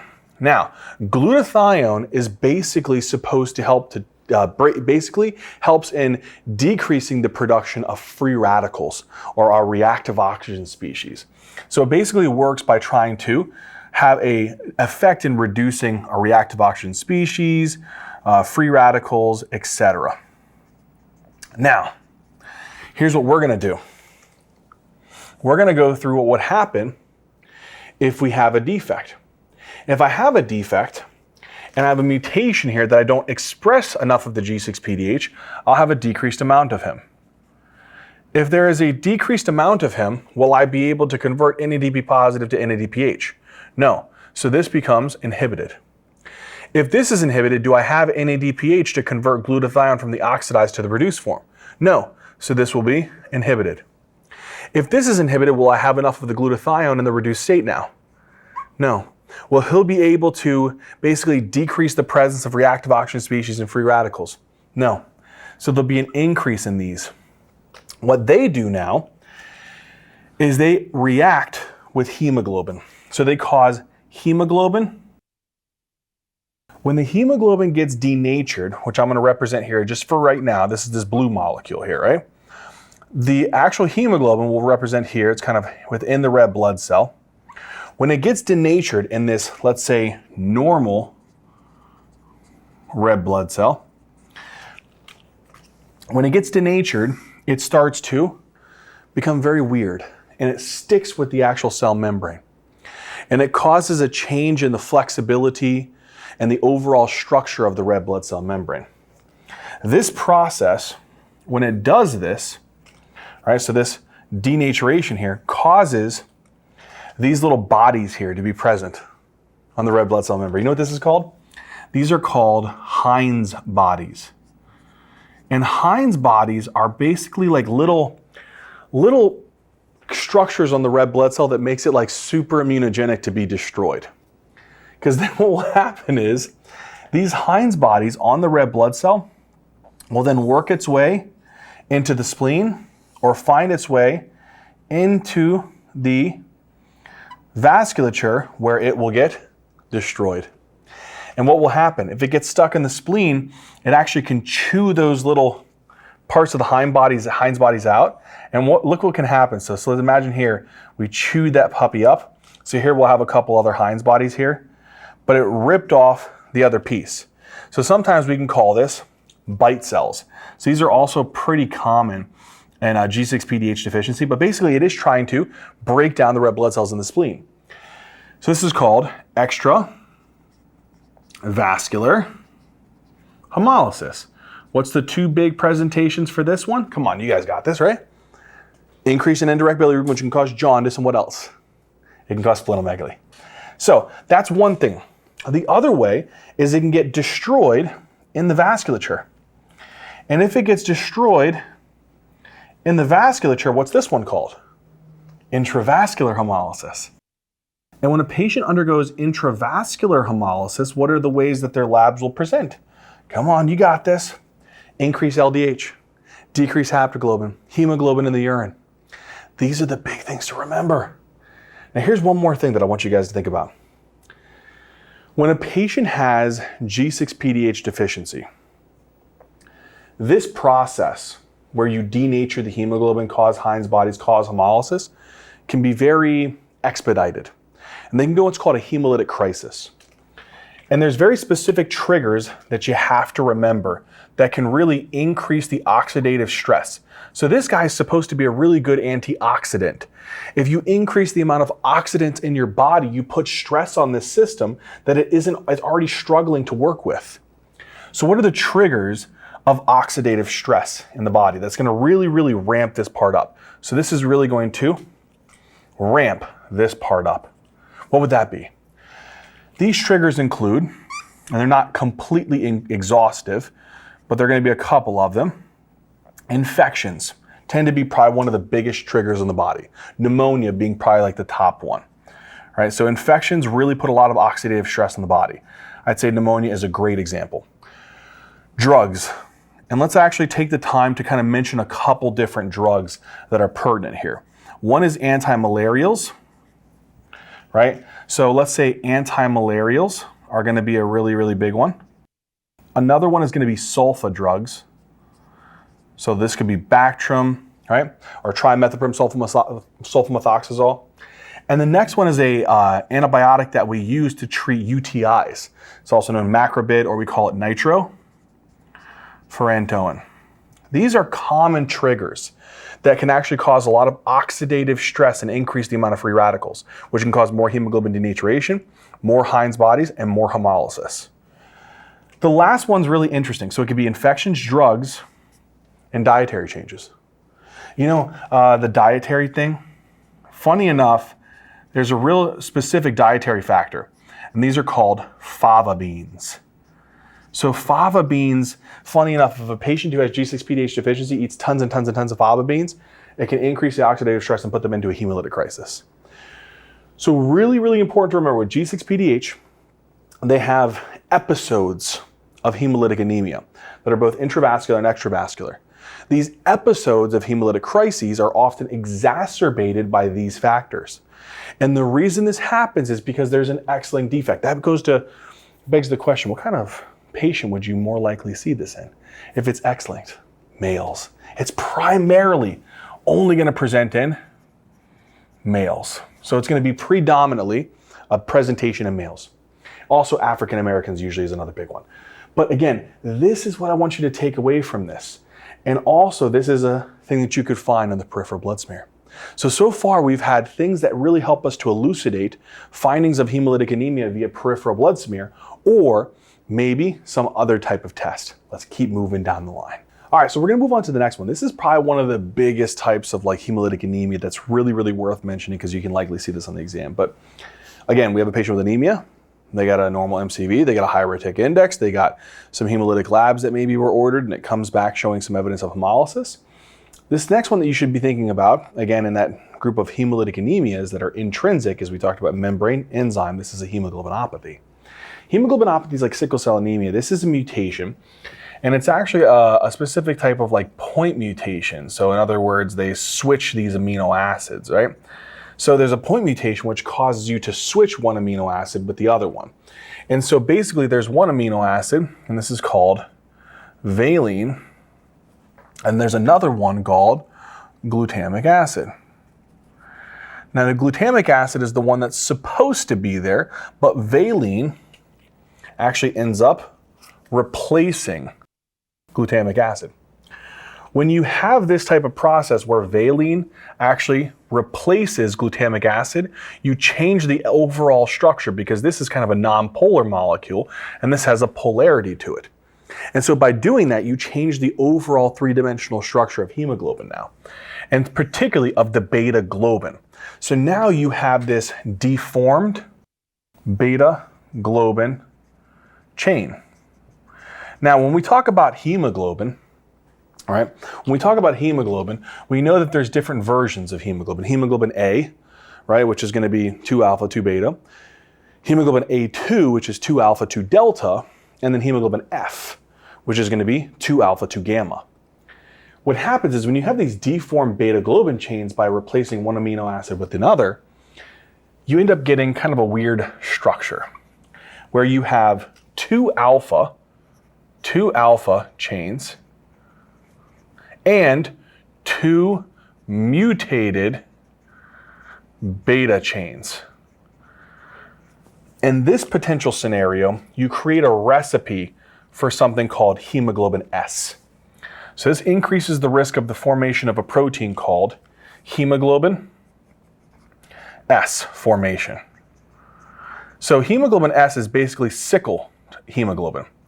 Now, let's say here I have a patient who has this hemoglobin S, and I'm going to represent it here with like this bluish color again, right? If I have a mutation where this occurs, I end up with a lot of hemoglobin S formation. This increased hemoglobin S formation is what's really, really concerning. You shouldn't have this in normal people. When this happens, these proteins are at very, very high risk of polymerizing. And they can do that. So let's imagine here I have hemoglobin. And all of a sudden, I trigger what's called hemoglobin polymerization. So I'm going to cause hemoglobin S polymerization. All that means is I'm going to take a bunch of hemoglobin S molecules and combine them all together. You have to ask yourself the question, what's triggering the hemoglobin S polymerization? And there's a couple different triggers. Acidosis is a really strong trigger. So if a patient has metabolic acidosis, that'll drive that. Another one is going to be hypoxia. That's a very strong trigger to cause hemoglobin S to combine with one another. Another one is dehydration. And the last one is extreme temperatures, hot and cold, right? Any of these factors are strong enough to take the hemoglobin S and cause it to polymerize. When it polymerizes, imagine all these proteins kind of combine together. When they polymerize in a way that changes the overall structure of the red blood cell. Now I have this sickled red blood cell, sickle-shaped RBC. This sickle-shaped RBC is going to become problematic. This process here where we polymerize and change the shape of the red blood cell is called sickling. Once this occurs, this thing can go and can get stuck in the vessels, right? Or it can go down here to the actual spleen and get stuck in the splenic vessels. Either way, what the patient will start to experience is intravascular hemolysis. So intravascular hemolysis, where we will break down the red blood cell present inside of the vasculature, and also we'll get it stuck in the spleen and chew it up in the spleen. And this is called extravascular hemolysis. So both of these can occur. So the patient you would expect to have an increase in LDH, a decrease in the haptoglobin, an increase in the hemoglobin in the urine, an increase in the indirect bilirubin or jaundice, potentially splenomegaly.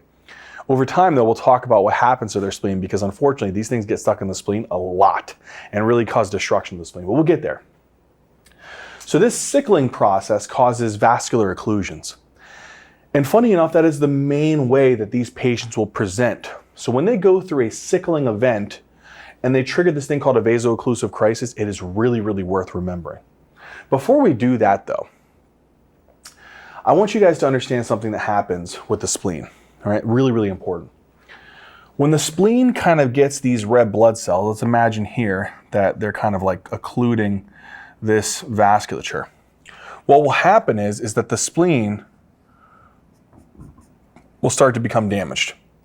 And they'll start to experience something called a splenic infarction. And the problem with a splenic infarction is that it can cause functional asplenia. You're like, okay, what the heck does that mean? Basically, you're kind of like with these repeated infarctions. So if you occlude the vessels, you cause infarction. Eventually, you infarct so much of the spleen that you lose the ability of the spleen. That begs the question, what the heck does the spleen do? The spleen is responsible for chewing up encapsulated bacteria. So then guess what happens? You become high risk. For infections. By what kind of bacteria? The big ones are going to be Streptococcus pneumonia, Haemophilus influenza type B, Neisseria meningitidis, and Salmonella. So again, this will be Streptococcus pneumoniae, Haemophilus influenza type B, Neisseria meningitidis, and Salmonella. These are encapsulated bacteria. So you have increased risk of infections, but I want you to remember this is encapsulated bacteria. So the spleen is really good at removing encapsulated bacteria. But if a patient has repeated splenic infarction, so repeated because of the sickling events, they can have autosplenectomy. That autosplenectomy means that they lose the function of their spleen. The lost function of the spleen can lead to increased risk for infections. So they have high risk of pneumonia. They have high risk of meningitis. They have high risk of osteomyelitis. These are really, really important things to remember. The other thing that I want to talk about is that if these sickle-shaped red blood cells get stuck in the spleen, sometimes with repeated kind of like splenic infarction or repeated kind of like movement, let's say, of sickle cells through the actual spleen, they can actually trigger something called a splenic sequestration crisis. So you can trigger something called a splenic sequestration crisis. And this is when the patient has a rapid drop. So they basically chew up so much of the red blood cells that are running through the spleen. Those sickle-shaped red blood cells, they get chewed up. And so this causes a rapid drop. I mean a rapid drop in hemoglobin. Usually it's like greater than or equal to 2 grams per DL, right? And they also can experience hypotension because of the loss of blood. So splenic sequestration crisis is something that we can see whenever they have massive removal of sickle-shaped red blood cells in the spleen, causing hypotension and rapid drops in their hemoglobin. What's another crisis? So we talked about if the sickle-shaped red blood cells get stuck in the spleen, they can cause infarction. If it repeatedly occurs, they lose the function of their spleen, high risk of infections. If the spleen continues to chew up those sickle-shaped red blood cells and remove tons of them, it can remove so much of them that they drop their hemoglobin rapidly and develop hypotension. That's called a splenic sequestration crisis.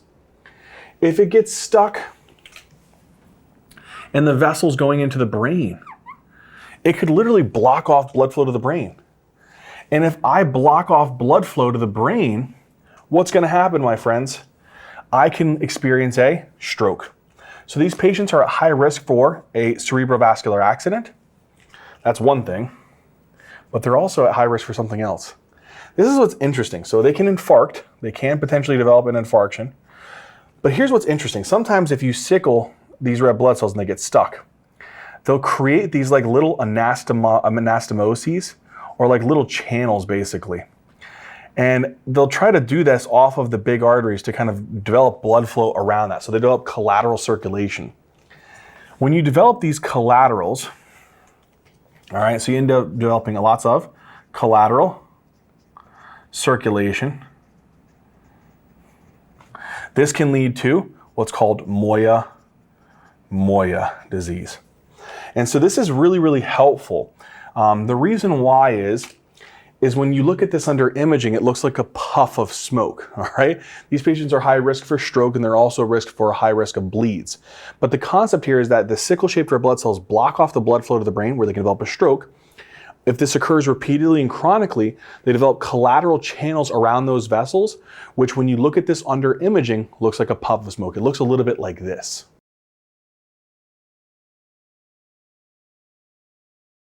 Now that we've talked about this, a patient can develop a stroke, they can develop moya-moya disease. Another thing is that you could actually sickle these red blood cells and they get stuck in the vessels going in or out of the hands and feet. So if you block off blood flow, you can actually cause ischemia to the limbs, but also if you block off the veins draining the limbs, they can get really, really swollen. And so these patients can experience something called dactylitis, which is swelling of the hands and the feet, and it's very painful swelling. So dactylitis, it looks a little bit like this.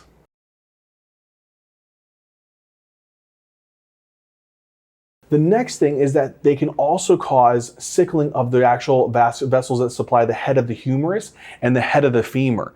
And this is a very susceptible area. And so this can actually lead to necrosis of the head of the humerus and the head of the femur, which is called avascular necrosis. And so avascular necrosis of the femur of the head can cause a lot of pain, particularly at that joint. If it's at the head of the humerus, you get shoulder joint pain. If it was at the head of the femur, you would get a hip pain, right? So that's really, really important. It looks a little bit like this on imaging.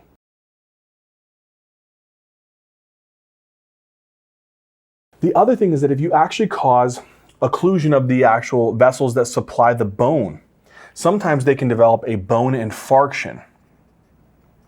The problem with infarcted bone tissue is it's very high risk for infection. And so this increases the risk of bacteria hopping into the infarcted tissue and causing an infection. So they have very high risk of osteomyelitis. And there is a couple different types of bacteria that can cause this. And I'd say the two big ones that you definitely want to remember is going to be Salmonella and Staphylococcus aureus. So Staphylococcus aureus or Salmonella can hop into that infarcted bone tissue and cause infection of the bone tissue called osteomyelitis. So watch out for severe pain of the actual bones. The next one is it can affect the penile vessels, particularly the veins. It can block off the outflow, leaving the penis. So whenever blood is supposed to be actually draining out of the corpora cavernosum, it helps the penis to lose the erectile tissue, the erection that they're developing. But if you block off the blood flow that's draining the penis, that's going to lead to an engorgement of the actual erectile tissue and a prolonged erection. So again, what can happen here is you block off the outflow. So you lead to a blockage. You block the venous outflow, which maintains an engorgement of erectile tissue. So you can't allow that erectile tissue to drain. And because of that, that causes a prolonged erection for at least greater than 6 hours, which is called priapism. And unfortunately, this is a very embarrassing and very sad, unfortunate presentation that we see a lot in patients with sickle cell anemia. All right. So again, if I say it got stuck in the vessels going to the brain, stroke, moya-moya from collateral circulation. If I said it got stuck in the hands of the feet, veins, it can cause dactylitis. If I say at the humerus and the femur, the heads, avascular necrosis, which can cause that joint pain. If I say it infarcts the bone tissue, which two pathogens are at high risk for infecting that infarcted bone tissue? Staph aureus, Salmonella. If I said it can actually cause blockage of the venous outflow out of the penis, which can cause engorgement of the erectile tissue and cause a prolonged erection, you say priapism. The next thing is it can also cause infarction of the tissue at the renal papilla, which is at the kind of the bottom of this renal pyramid. And that area can get infarcted. What's that called? It's called renal papillary necrosis. And we know from our renal lectures that renal papillary necrosis, which can present with flank pain, it can present with hematuria, right? It may even present with kind of that sloughed off tissue on urine microscopy, which you'd have to get a CT urogram to look for the signet ring sign. The next one, which is super scary, is if you get occlusion of the pulmonary vessels. If you get occlusion of the pulmonary vessels, you can literally block off blood flow to the lungs. And so what you're doing is when blood's supposed to be moving via the pulmonary arteries here, you're blocking off the blood flow for gas exchange in the lungs. So if you don't undergo gas exchange, what will occur as a result, my friends? This will lead to hypoxia, right? Increased work of breathing, right? A lot of respiratory distress.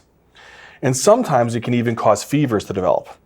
But this patient is called the patient who has acute chest syndrome. So they'll present with chest pain, they'll present with hypoxia, they'll present with weak work of breathing and dyspnea. So again, watch out for also, not just hypoxia, but also watch out for increased work of breathing and chest pain. These are really important features to be picking up in a patient with sickle cell anemia. Out of all of these, the ones that are the most emergent and concerning is acute chest syndrome. This one can actually really look like pneumonia sometimes. They can even have an infiltrate on their chest x-ray, which can be kind of tough. So they can have fever, hypoxia, increased work of breathing, chest pain, and then they can have an infiltrate on their chest x-ray and it will really look like pneumonia. And so sometimes you actually do have to treat these patients with antibiotics. The other one is any kind of neurological complications. And the other one is priapism, especially if it goes on without being treated. These are some really, really scary ones that you don't want to miss. The other one is you definitely don't want to miss that splenic sequestration crisis as well, because this can cause these rapid drops in the actual hemoglobin. There's one more that's super concerning, and this is called an aplastic crisis. The biggest reason this happens, and we kind of already talked about it a little bit, is the patient gets infected. So they have the parvovirus B19 infection. All right? This virus targets the hematopoietic stem cells. When it targets the hematopoietic stem cells, it destroys them, which leads to a decreased formation of white blood cells, a decreased formation of red blood cells, and a decreased formation of platelets. So what will the patient start to experience? They'll experience pancytopenia. But the other component here is that their bone marrow really isn't working very well. And so what happens is they get pancytopenia, yes, but they get a worsening drop in their hemoglobin, right? So a rapid decrease in hemoglobin, which is going to be greater than or equal to 2 grams per deciliter. So they'll have pancytopenia, a really rapid drop in their hemoglobin because they're already sickling and causing hemolysis, plus they're not producing them. And the last thing that you really want to be concerned with is if the bone marrow fails, is it able to produce reticulocytes? No. And so if I see a decrease in the reticulocyte count, or reticulocytopenia, you really should be thinking about a patient who could have an aplastic crisis and with sickle cell anemia. So a patient who has sickle cell anemia that develops pancytopenia, reticulocytopenia, and a rapid drop in the hemoglobin after a recent infection. This can cause like an upper respiratory tract infection. You should really be concerned about aplastic crisis. All right? So with this being said, sickle cell anemia, we know now this is a mutation. It causes a point mutation, switches the amino acids, hemoglobin S forms. If hemoglobin S polymerizes in the scenario of certain triggers, it can cause sickle-shaped red blood cells. If they get stuck in blood vessels in the spleen, they can cause extravascular. If it's in the vasculature in general, it can cause intravascular hemolysis. If it gets stuck in the spleen, they can actually cause infarction and loss of the ability to clear and encapsulate bacteria. If it gets stuck in the spleen enough and it really rips up, chews up a lot of the red blood cells, they can develop a splenic sequestration crisis. If they have it stuck in the vessels of the brain, stroke, collateral circulation, moya moya, and the veins or hands of the feet, this can cause dactylitis. Around the head of the humerus and the head of the femur, avascular necrosis. Infarction of bone tissue with high risk of infection to cause osteomyelitis. Blocking out the venous outflow in the corpora cavernosa. This can cause priapism. Causing necrosis of the renal papilla will cause hematuria, flank pain. And then the next one here is, again, causing severe hypoxia, increased work of breathing, chest pain, along with potential infiltrates on chest x-ray. You should think about acute chest syndrome. And lastly, in a patient who had a recent infection and now presents with pancytopenia, reticulocytopenia, and a rapid drop in hemoglobin, think about an aplastic crisis. That was a lot, my friends. Let's now move into the next component here, which is we've stopped with the intrinsic hemolytic anemias, which is our what? Hereditary spherocytosis, PNH, G6PD-H deficiency, and sickle cell. And now we go into the extrinsic hemolytic anemias, which is autoimmune hemolytic anemia and MAHA. All right, my friends, I know it's been a long video. I'm really sorry, but just hang in there. We're super close. At this point, we're at autoimmune hemolytic anemia. And again, it's really important to remember that as you go through these patients, you got, okay, I got anemia. I got a normal MCV. I got a reticulocyte index that's high. All right, so that makes me think about hemolysis or blood loss. From there, I check the hemolytic labs. If they're off or abnormal, I should think about hemolysis. Then I think in my head, intrinsic or extrinsic. I've already gone through all the intrinsic in this case. I'm thinking about the extrinsic. When I do this, when we get to autoimmune hemolytic anemia, it's going to be antibody mediated. And what I mean by that, there's cold and warm. So cold is relatively rare, can occur at temperatures less than 4 degrees Celsius, and warm, which is way more common, occurs at temperatures greater than 37 degrees Celsius. Now, what's really important to remember here is that both of these are antibody mediated to a degree. So in cold autoimmune hemolytic anemia, the body develops IgM antibodies against proteins against the red blood cell. So this is going to be directed against this red blood cell. So there may be specific proteins that these IgM antibodies like, and they see and they're like, I'm going to hang out with you, and it binds to it. Then when it binds to, antibodies, sometimes they're tagged in like these complement proteins that are hanging around, and they're like, oh, I like the look of that IgM antibody. I'm going to come bind to it. And so you got all these complement proteins like C1, and then C1 binds C4, and then C4 binds C2, and then C2 binds C3. But the whole point here is that eventually you're going to get a protein here called C3. This is a complement protein. And eventually, as it goes through this complement process, these complement proteins will bind to the actual red blood cell membrane eventually. And so let's represent that in this pink color here. So you're going to have these IgM antibodies, and then in this pink color here, I'm going to have a couple other guys, which is going to be my C3 proteins. And these C3 proteins are going to be bound all over this red blood cell. All right? Now, once this happens, this red blood cell, when it has two different things on it, it's got the IgM antibody and it's got the C3 proteins that are the C3 complements. This is kind of like, imagine the splenic macrophages. This is like a tasty treat to them. They see C3 proteins, they see IgM antibodies on the red blood cell, and they're like, that looks like a good peanut butter and jelly sandwich. And what it does is it's very attractive to these actual splenic macrophages. And as this kind of moves its way through the actual spleen, it will start to get engulfed. Now, somewhere along the process, as it moves through the spleen or from the autoantibody reaction itself, these red blood cells do change their shape a little bit. And funny enough, they develop a spherical shape, so they're called spherocytes. What does that sound like to you? Hereditary spherocytosis at one point, right? Except hereditary spherocytosis was not antibody mediated, and autoimmune hemolytic anemia, it is antibody mediated. That's really, really important difference here. But they run through the spleen, and the spleen says, oh, I'm going to tear this up. And it tears that red blood cell up. And when it does that, it undergoes the process known as extravascular hemolysis. And what does extravascular hemolysis look like? Come on. You should know this. This is really important. Splenomegaly is a really, really big feature here. And what else? And jaundice from a increased bilirubin. All right? So these are the really important things that I want you guys to remember that it can occur. Now, some spherocytes actually can get destroyed in the vasculature, and so they get a little bit of intravascular hemolysis, but not a lot. Mostly, it's going to be via the spleen. Okay, so cold autoimmune hemolytic anemia is IgM antibody-mediated attack of the red blood cells, which then activates complement proteins to bind to the red blood cell.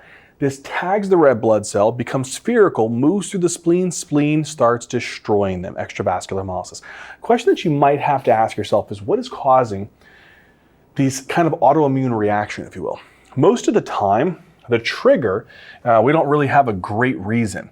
So the trigger is oftentimes idiopathic, but there could be two other potential reasons. So one, idiopathic, we don't really know why this happens. The other one is it could be due to mycoplasma pneumonia, which is a type of infection. Another situation is it could be due to the Epstein-Barr virus infection. So it could be infectious etiologies, Epstein-Barr, mycoplasma pneumonia. That could be something to consider. The trigger for warm autoimmune hemolytic anemia, something that triggers these antibodies to be occurring, which we'll talk about, could be what? Well, oftentimes, same thing. We don't really have a good reason. There's not a strong indication. But if it's not idiopathic, you really want to be thinking about a malignant process, something like CLL, all right, chronic lymphocytic leukemia. Another one could be autoimmune diseases like SLE.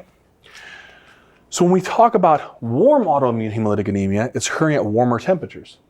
These antibodies, and this is really, really important to remember, is IgG mediated. And they like to bind to proteins on the red blood cell, maybe that have some type of resemblance of this trigger. When that happens, now we have these antibodies that are binding here. It's going to tag these puppies. They're going to become tagged. And when they become tagged, they go through the spleen. And somewhere along the process, as we said before, they start to kind of change their shape and they become spherical. Maybe from the antibodies, maybe as it goes through the spleen, but they become spherical cells called spherocytes. Now, as they run through the spleen will chew these puppies up. And this is called, again, extravascular hemolysis. All right? Extravascular hemolysis. We already know extravascular hemolysis will present with splenomegaly and jaundice. So that's kind of a nice repeat there, if you will. And jaundice. And we know that the jaundice is due to an increase in the bilirubin. Now, big difference between this, IgG. This one, IgM. No complement proteins or C3. Presence of C3 or complement proteins. Both of them have spherical shaped red blood cells and both of them undergo extravascular hemolysis. This one, high temperatures. This one, cold temperatures. This one, common. This one, rare. This one, idiopathic mostly. This one, idiopathic mostly. If it's not that, think about secondary causes, infections or autoimmune and malignancy. What are some other potential complications that might come along the way? So in these patients, it's very interesting. When they have this kind of like reaction here, where the complement proteins kind of bind and the IgA antibodies bind, something else can occur, right? In cold temperatures, these can kind of agglutinate. What the heck is agglutination? That's basically where you have clumping, this clumping of RBCs. So in cold temperatures, it really amps up this process and it becomes amplified. And whenever IgM antibodies and complement proteins bind here, they can actually start cross-linking with other nearby red blood cells that have reacted and they can start to agglutinate. When these puppies agglutinate, they can then cause kind of like microthrombi to form, if you will, in the small vasculature of the hands. And this can block off blood flow to the hands. And so this can start causing a bluish discoloration of the hands and feet. And this is called acrocyanosis, which is kind of a bluish discoloration of the hands or the feet.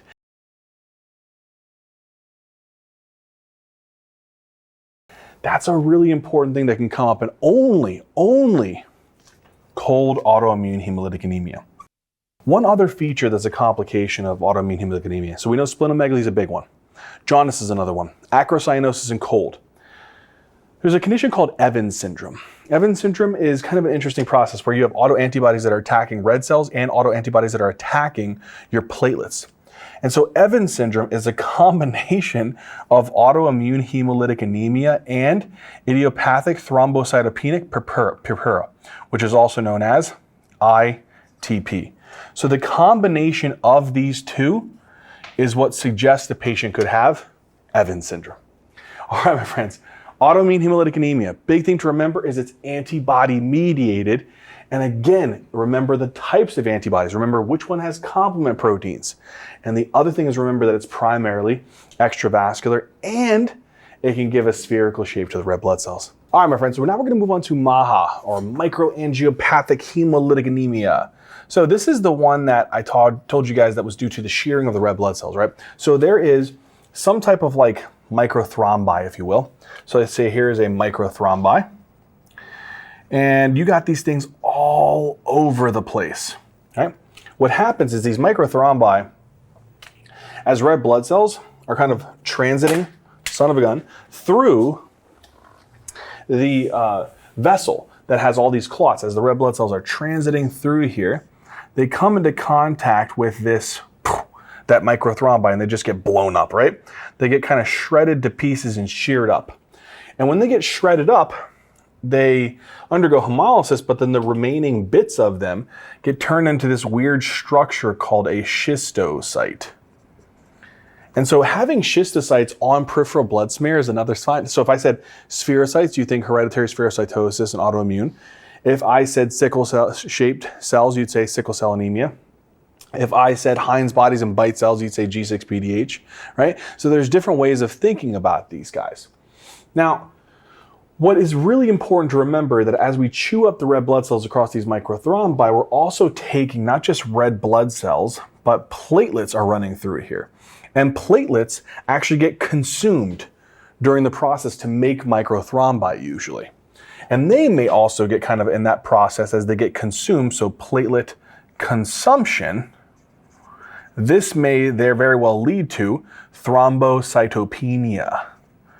Thrombocytopenia. So in the process of consuming the platelets, we also see these patients starting to experience platelet consumption, which can lead to thrombocytopenia. So having anemia with schistocytes and thrombocytopenia, that should really make you think about MAHA. Now from here, there is the different types of MAHA. There's DIC, TTP, HUS, and HELP syndrome. Across the board, all of these should have schistocytes, thrombocytopenia, and as a result of ripping up the red blood cells, anemia. The differences are only slight. So DIC is usually a process triggered by sepsis or an obstetrical complication, but it is a decreased platelets, as we've said. So there is decreased platelets, and there is increased clotting times. Okay, so what are these different clotting times that I think are really, really important to remember? Well, there is the PT-INR, which is usually going to be elevated. There is the PTT. There is the D-dimer. All of these are usually elevated, and then they will have a decrease in a protein that's really important for being able to kind of help clot, but you're really consuming, this is usually getting consumed in the process. This is called fibrinogen. So in a patient who has DIC, they usually have decreased platelets and increased clotting times, such as these. With TTP, which is thrombotic thrombocytopenia purpura, they have the findings which we remember via FAT-RN. I know that sounds terrible, but it's a way to remember. It's fever, anemia, thrombocytopenia, renal failure, and neurological symptoms.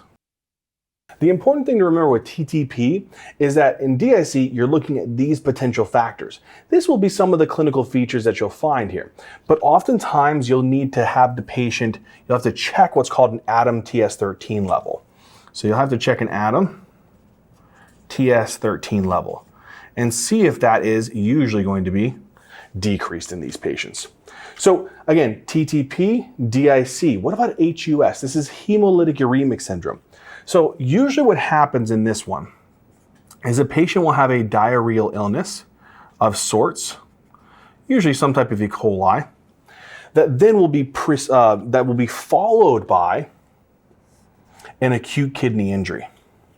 So usually followed by renal failure, which is going to be acute, known as an acute kidney injury. So if a patient has hemolysis, so they have schistocytes, thrombocytopenia, and this all occurs after a diarrheal illness in combination with renal failure, you'll think HUS. Lastly is HELP syndrome. I really want you to think about this in a patient who is pregnant. So that should really, really help in your clinical vignette. Look for this in a patient who is pregnant. What happens with the HELP syndrome is they will have hemolytic anemia. So they'll have hemolysis. They'll have elevated LFTs. So their AST and their ALT will be elevated. And then lastly, they will have low platelets. So they will have thrombocytopenia. Now, with all of these, the patient should have normal coagulation parameters. Between these two, you'll see that this will have fever and neurological symptoms. They'll both have renal failure, and they'll both have anemia, and they'll both have thrombocytopenia. This one is going to be in a pregnant patient with abnormal LFTs. Usually for this, you'll have to check a proteinuria. So you'll have to check what's called the urine albumin creatinine ratio for some type of heavy proteinuria, because usually this will occur in a patient who is preeclamptic. So they're hypertensive, proteinuria, hemolysis, elevated LFTs, and low platelets. That would cover MAHA. So again, what I want you to remember is that this would be an anemia that would have very specific types of blood smear findings.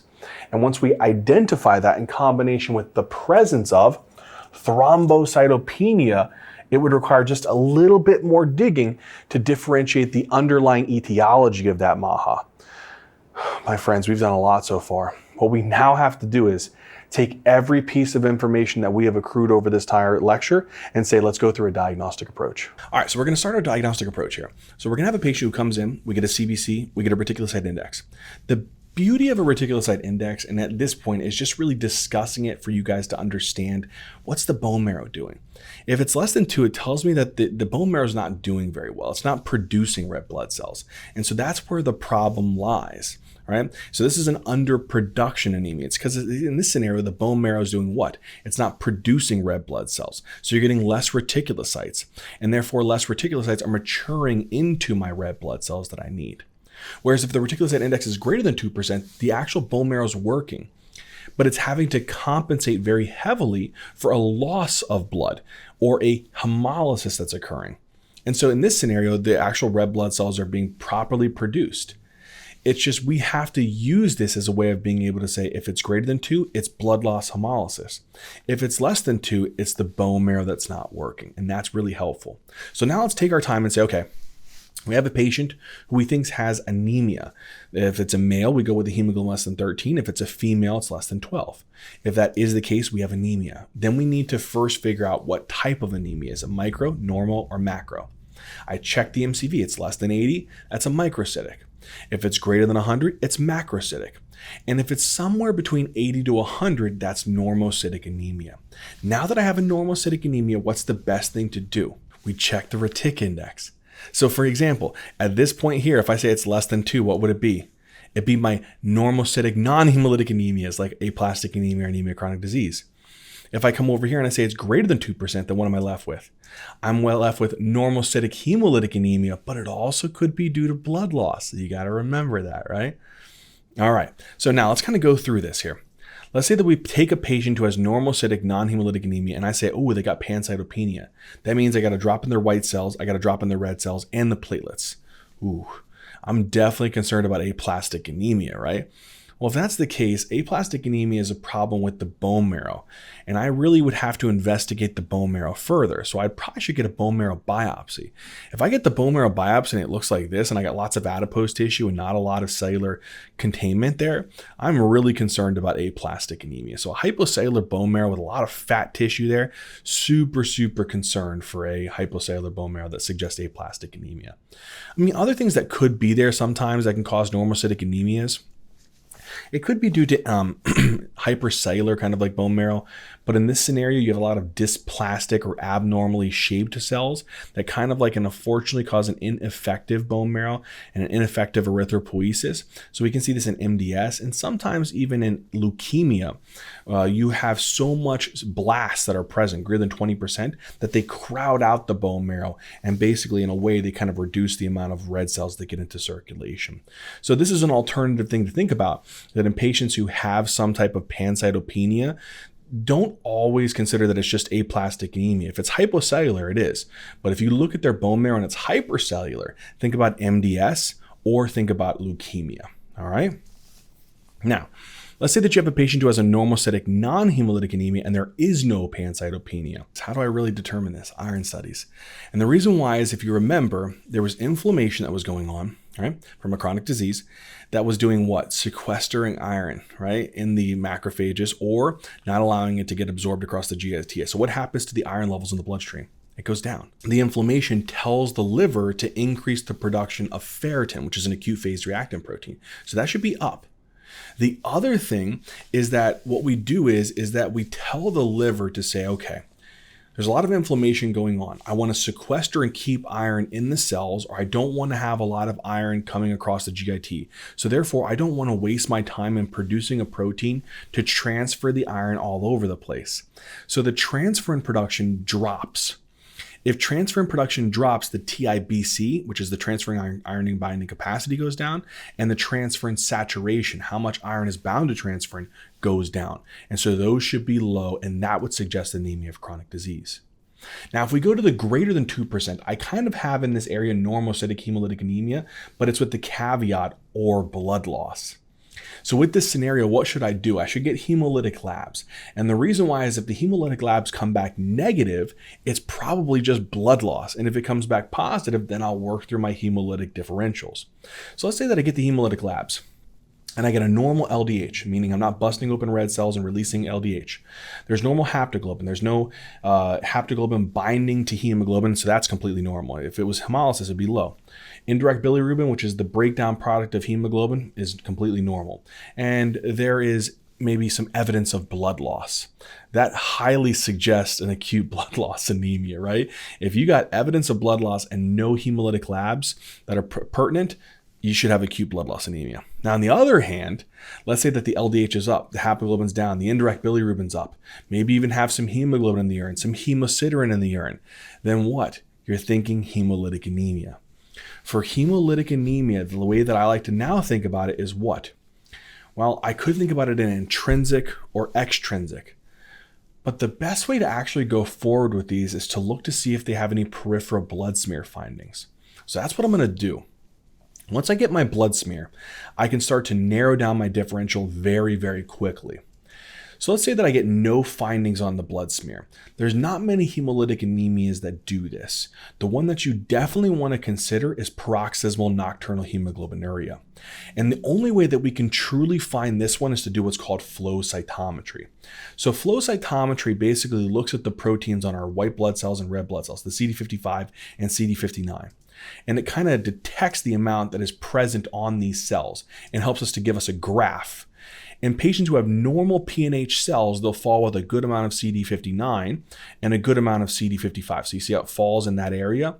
With PNH cells, they're going to have decreased CD55 and decreased CD59. So where do you think they would fall? Probably somewhere right around here.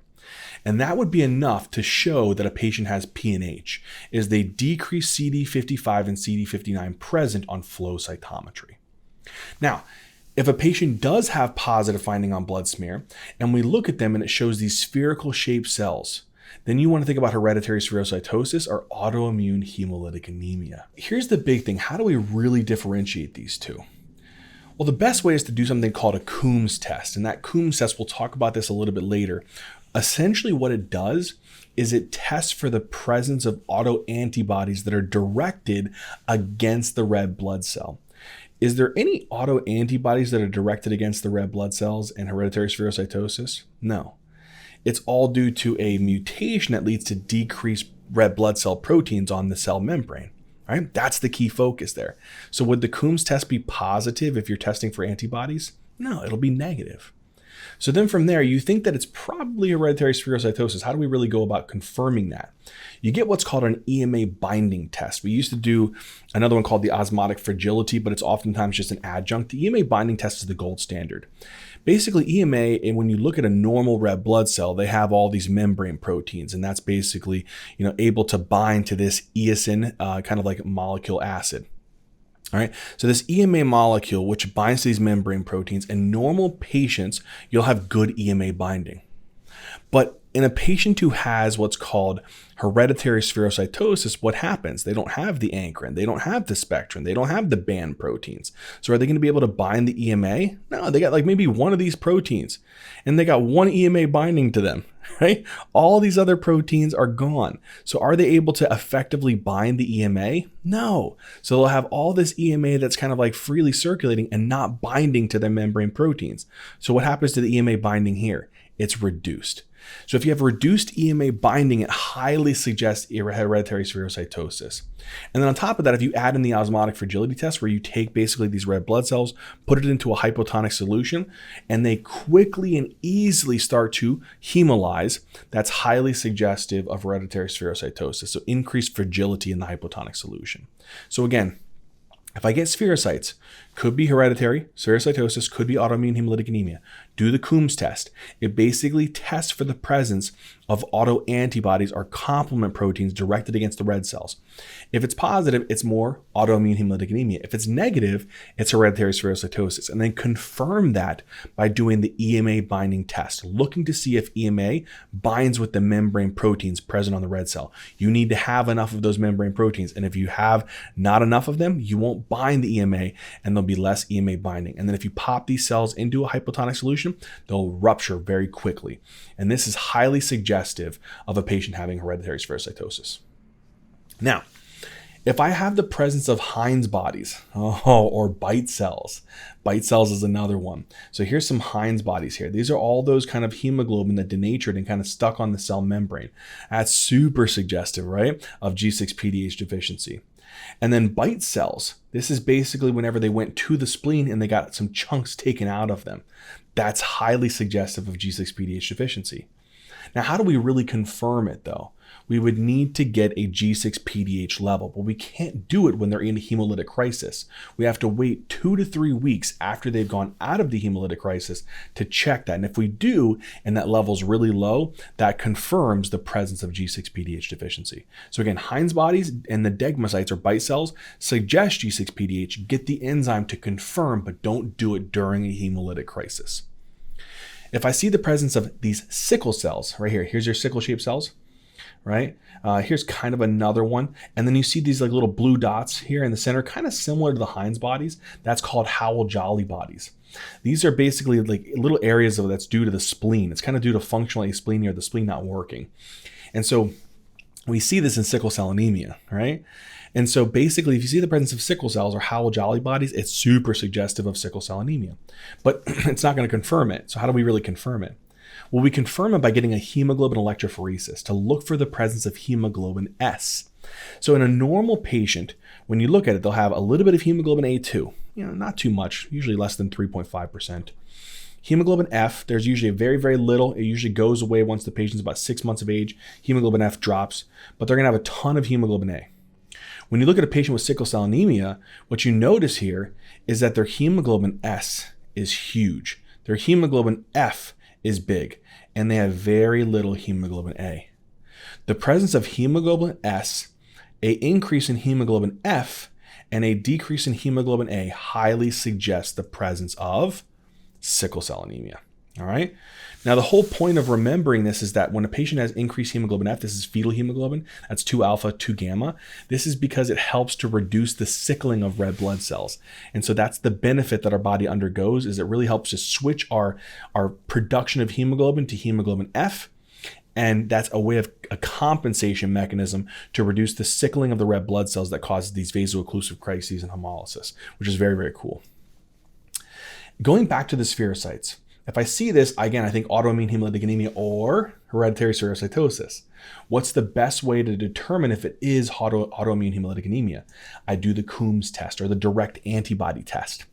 And what you're trying to do here is to see if there's autoantibodies or if there's complement proteins that are basically mounting an immune response against these red blood cells and tagging them to get destroyed by the spleen. How do we do that?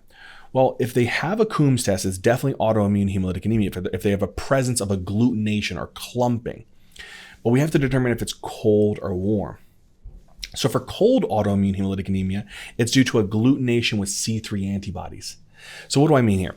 In cold autoimmune hemolytic anemia, you have first at cold temperatures, the IgM antibodies will bind onto the red blood cells. And then when they do, they move to the warmer parts of the body, right?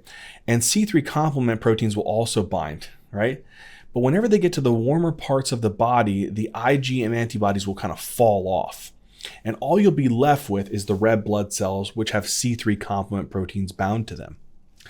What you're going to do is you take and you have this kind of like red cells, right, with the complement proteins, and you dunk it into a solution that contains the C3 antibodies, all right? If you have C3 that's bound to the red blood cells, that C3 antibody will bind to the C3 protein and cause all the red blood cells to start clumping and sticking to one another, and that will cause agglutination. If that happens, that is a positive Coombs test and suggests the presence of what? Cold autoimmune hemolytic anemia. So again, in the first stage, IgM C3 proteins bind to the red cell, and that's in cold temperatures. They go to the warmer parts of the body, towards your trunk. IgM antibodies fall off. You're left with C3. You take that solution from them. You dump that red cells into a solution of the C3 antibodies. And then when you do that, what's going to happen is these C3 antibodies will bind to the complement proteins and cause the red cells to stick to one another, and they'll clump. And that right there, my friends, is a positive Coombs test. If we do the warm, they agglutinate with IgG antibodies. So it's the same thing. In warm, I'm going to take, here's my red cells. What happens is IgG antibodies mount an attack against them and tag them. What's going to happen is I'm going to give those red cells with the IgM antibodies, I'm going to dunk it into a solution that contains IgG antibodies. Guess what it'll do? It'll bind onto the IgG antibodies that are bound to the red cell and cause all of these red cells to stick to one another and agglutinate. And when they do, we get a positive Coombs test. So basically what you're trying to test for is you're trying to test, is there autoantibodies that are being directed against the red cells or complement proteins that are being directed against the red cells that are causing the hemolysis? And that's the key. Now, the last thing for the findings on the blood smear is if I see these schistocytes. You see this looks like a helmet, the things that get ripped off there, all of these guys, those are schistocytes. Those are the sheared apart red cells that went through the microthrombi and they got ripped apart. That's highly suggestive of what? MAHA, right? Highly suggestive of MAHA. What were the different types of MAHA? DIC was one, right? How do we know DIC? It's the increased clotting times, all abnormal coagulation parameters, right? This is the only one that'll have the abnormal coagulation parameters. So increase in PT, PTT, D-dimer, and a drop in the fibrinogen. TTP, fat RN. So it'll have fever, anemia, thrombocytopenia, renal failure, and neurological symptoms. Normal coagulation studies though. HUS, normal coagulation studies, but it'll have renal failure that occurs after a diarrheal illness. No neurological symptoms. And then lastly is HELP. This is going to be, again, hemolytic anemia, and it's going to have low platelets, normal coagulation studies it should for the most part, but it's going to have elevated LFTs in the pregnant patient.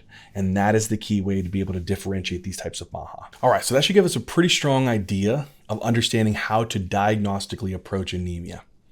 Let's now move into the treatment of anemia. When we have a patient with anemia, again, it's really important to understand what are the indications to give a blood transfusion, because we always know that if we give 1 unit of blood, it's going to pump the hemoglobin up by 1 gram per TL. So we should always have a threshold of when we would give a unit of packed red blood cells, right? If a hemoglobin is less than 7, but they're hemodynamically stable, they're asymptomatic, we transfuse and we just get them right above 7. If they're less than 8 and they have a pre-existing condition, CAD, they have heart failure, they're getting ready to get cardiac surgery, we may push their hemoglobin up just a little bit above 7 to get it just above 8 if they need these things, all right? This next one's super controversial, but sometimes there is certain literature that will suggest that if a patient is having an acute coronary syndrome, they're having an acute MI, we may allow them to get a hemoglobin up above 10, but this is extremely controversial. And then lastly, if a patient is hemodynamically unstable, they're having basically hemorrhagic shock, they're hypotensive, they're having organ failure, we don't care about a hemoglobin threshold. We give them as many units of packed red cells that we can to get them at least close to hemodynamically stable enough that we can get them to get source control, stop the bleeding or plug the hole, whatever's going on there, all right? But with regards to the specific treatments towards the underlying cause of the anemia, that's different. In aplastic anemia, we actually like to basically get rid of the underlying trigger. So remember, all of those medications, get rid of them if able. All right, so all the can't make new blood cells properly, get rid of them if possible.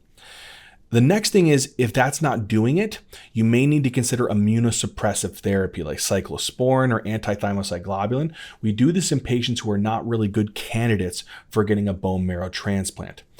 And if a patient is usually less than 50, they have a suitable donor for them, then we'll do a stem cell transplant. And basically, we're just taking the actual bone marrow, particularly the stem cells from the healthy donor, and then transplanting that into the patient and hoping that that will help them to regenerate the production of proper hematopoietic stem cells to generate all those cell lines, the platelets, the red cells, and the white cells, all right? So again, remember, transplant, less than 50, suitable donor, greater than 50, no suitable donor, you're going to do immunosuppression. Anemia of chronic disease is all about treating the underlying condition. So if they have SLE and RA, you got to just immunosuppress them. That should hopefully bring down the cytokines. If it's malignancy, chemotherapy, right? The only time that we can consider some type of true therapy aiming at this disease is an anemia of CKD when the hemoglobin is less than 10. You try to reduce the need for transfusions in these patients, especially if they're getting dialysis. And you can give them erythropoietin, which is an ESA. Essentially, what erythropoietin is doing is in patients who have anemia of CKD, they don't produce EPO, and then their bone marrow doesn't make red blood cells. And so you just give them exogenous erythropoietin to increase the EPO and tell the red blood cells to be produced a little bit more. So this is good in patients who have anemia of CKD and their hemoglobin is less than 10, and we just want to minimize the need for consistent transfusions. Acute blood loss anemia, again, you're kind of following the line here where you'll transfuse them, but you're trying to treat the underlying source. So if it's vaginal bleeding from postpartum hemorrhage or some type of ruptured ectopic pregnancy, you're going to have to perform the necessary procedure for that. If it's a GI bleed, you may have to do an upper endoscopy or colonoscopy. If it's some type of true internal bleeding, you may have to do a angiography or some type of XLAP to figure out the source of bleeding and stop that. So it's all about treating the source of the blood loss. With hemolytic anemias, it's a little bit more complicated. So for hereditary spherocytosis, this one is a mutation, right? It's causing extravascular hemolysis. So you are, having this occurring chronically. And so chronic hemolysis for every patient, if you can remember this, always give them folate, because folate's really good. When you have hemolysis, you get a lot of reticulocytes that are getting formed, right? And so basically what you want to happen is you really want that folate to be present to help the DNA to mature and to condense and to make proper red blood cells. Vaccination is of utmost importance in these patients. And the reason why is in hereditary spherocytosis, they get a lot of splenomegaly because they're trapping a lot of red blood cells. And so if you're trapping a lot of red blood cells, you may need to do a splenectomy at some point. So before they get a splenectomy, make sure that the patient has gotten their vaccination against what? The strep pneumonia, against the Haemophilus influenza type B, and the Neisseria meningitidis, right? To make sure that they are completely, at least protected against these types of infectious agents. Splenectomy is usually the one that we do if a patient is continuously having recurrent hemolytic events and they're having these constant problems. We will do a splenectomy because think about it. If you get rid of the spleen, you're getting rid of the source at which you remove red blood cells. So if they're developing severe anemia or recurrent episodes of hemolytic events, then just take out the spleen. All right. And then by taking out the spleen, you're tying off the source at which oftentimes the red blood cells are getting destroyed. All right, with paroxysmal nocturnal hemoglobinuria, again, folate for any kind of patient that needs it because you're basically helping to restore their bone marrow to make proper red blood cells, not develop a macrocytic anemia. The other thing is, if you remember, these patients are super high risk for clots, right? We don't want that. And that's because if you guys think back to it, with the patients who have these diseases, they have a lot of the complement-mediated process that release lots of hemoglobin. Hemoglobin binds to the nitric oxide, decreases the amount of nitric oxide so that platelets can start aggregating and causing clots. Anticoagulating these patients may reduce the propagation of clots that occur in the portal vein, the cerebral veins, and then in the hepatic veins. But if a patient continues to develop these thrombotic complications or has hemolytic events, we actually have a drug, it's called eculizumab. All right. And so it's actually interesting. So if you guys remember correctly, we had a mutation in this disease that led to decreased GPI anchors. You don't bind the CD55 and CD59. Therefore, you don't inhibit the complements. They're activated. They cause destruction of the red blood cells, and that causes hemolysis. Now, If that happens, we know that these red cells leak out hemoglobin, which bind the nitric oxide. They drop the nitric oxide levels, and then therefore the platelets do what? They just love to aggregate and cause thromboses. All right. So if you bring in eculizumab, you inhibit the complement proteins, right? And therefore you reduce the destruction of red blood cells and you reduce hemolysis. That means you're going to release less hemoglobin into the circulation. That means that less of this hemoglobin binds to the nitric oxide. That means the nitric oxide levels go up. That means that the platelets can be inhibited, they don't aggregate, and you reduce the evidences of occurrences of thromboses. And that's the benefit of this drug. Now, in some patients, if you have paroxysmal nocturnal hemoglobinuria, this PIG-A mutation not only does occur in red cells, it can occur in white cells and sometimes platelets. And so they can get a pancytopenia because it's going to occur in stem cells. All right, and so they can get pancytopenia. And if that does happen, you may need to consider doing a stem cell transplant. All right, G6PD-H deficiency, funny enough, we don't really do much. You just kind of discontinue the offending trigger, which is getting rid of the antimalarial drug, the sulfa drug, the nitrofurantoin, avoiding fava beans, and treating the underlying infection, and hopefully the patient will come out of that crisis and they'll be okay. All right. With sickle cell anemia, it's a little bit different. This is a beast, all right? So in patients who have sickle cell anemia, oftentimes we give them folate, again, to basically help their bone marrow have the amount of nutrients that needed to make proper red blood cells. All right, chronic hemolysis, you always will need good amounts of folate.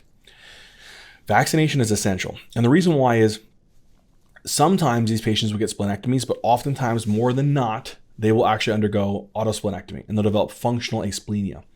And so it is of high importance that in this patient population, just like in hereditary spherocytosis, if you're taking it out or if the spleen is becoming less functional, you need to vaccinate them against those common pathogens where the spleen isn't able to remove them anymore. Now, another thing that we like to give to these patients is hydroxyurea. The reason why is it actually helps to increase hemoglobin F production, which helps to reduce the sickling of red blood cells. And so that's the beautiful thing. And if we have less sickling, we have less vaso-occlusive crises. And so you get less dactylitis, less avascular necrosis, less priapism, less renal papillary necrosis, less acute chest syndrome, less strokes, etc. And that's the beauty of this long-term type of drug. Another thing is a stem cell transplant. We would love to do this because, again, it's a mutation that occurs in the actual the genes that are coding for the particular amino acids. And so if we can replace those stem cells, we theoretically could improve this condition. All right, that'd be the ultimate treatment. But here's the concerning thing. Whenever patients develop sickle cell anemia, when they develop vaso-occlusive crises, they get in a lot of pain, right? And so oftentimes it's really good to give them this pain therapy, like pain control. Oftentimes it's opioids, IV fluids if they're dehydrated, and give them oxygen if they're hypoxic. And you guys got to remember, what are the primary triggers for sickling? Hypoxia, right? That's one. So give them oxygen if they are hypoxic. Dehydration, IV fluids, right? And then acidoses and things like that can also be contributing.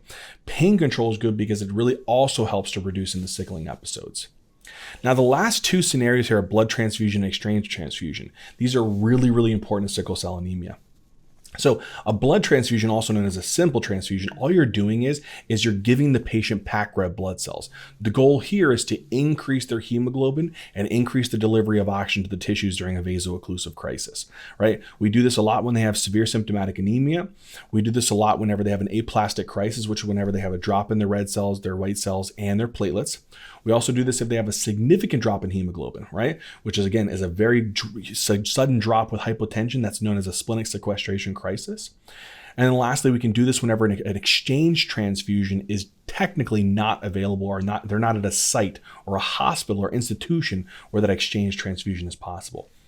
The benefit of simple transfusion is it can quickly give you packed red blood cells and increase oxygen delivery. The downside is that it doesn't quickly remove any of the hemoglobin S cells. And so viscosity can go up, and this can cause a lot of problems here. With exchange transfusion, what's actually happening is you're giving the patient packed red cells and you're removing the sickle cells. This is the gold standard in a patient who is having a severe sickle cell crisis. And so we would love to give this in a patient who is having like an acute chest syndrome, a stroke, refractory priapism. This is when exchange transfusion is the primary goal, is when they're having a severe vaso-occlusive crisis. And again, acute chest syndrome, stroke, refractory priapism are the primary indications for that one. And the benefit of this this one is it won't increase viscosity, and it'll quickly get rid of the hemoglobin S cells. So the sickle-celled hemoglobin, we can get rid of those. And that's the beauty of this.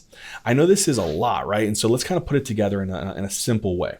If a patient comes in, they have sickle cell anemia, and they're not in a kind of a chronic crisis, or they're not in an acute crisis or anything like that, every patient gets folate and they get vaccinated, especially if they have functional asplenia, against the common infectious agents, strep pneumonia, Neisseria meningitis, and Haemophilus influenza. If the patient has frequent vaso-occlusive crises, at least 3 or more of vaso-occlusive crises in a year, they need hydroxyurea to increase the hemoglobin F and reduce the sickling episodes. Hopefully we can do this and eventually look for a donor and get them a stem cell transplant. If unfortunately they experience a vaso-occlusive crisis acutely, what do? You initiate pain meds, you give them IV fluids, and you give them oxygen to reduce the sickling events. If they're not getting any better with pain control, IV fluids, and oxygen, what do? You do a blood transfusion, right? And that would be the primary thing that you would do, especially if they're severe and symptomatic. If they're in an aplastic crisis, you'll do a blood transfusion. If they have a rapid drop in their hemoglobin with hypotension, you'll do a simple transfusion, right? And if exchange transfusion is not available during a vaso-occlusive crisis, you'll do a simple transfusion, all right? If a patient comes in, though, and they have an acute chest syndrome, all right, or they have some type of stroke, or they're having refractory priapism, that patient will need to get some type of exchange transfusion. All right. So the way that we think about this is if a patient, again, comes in, they have to get chronic therapies, folate, vaccination against the common pathogens. If they keep having occlusive crises, but they're not in an acute crisis, chronic therapy with hydroxyurea, hopefully eventually a stem cell transplant. If they have an acute crisis, first line, pain control, IV fluids, and oxygen. If that patient still remains symptomatic, then what do? You go to a blood transfusion. If they're exhibiting an aplastic crisis, splenic sequestration crisis, or they can't get an exchange transfusion, then what do? You do a blood transfusion.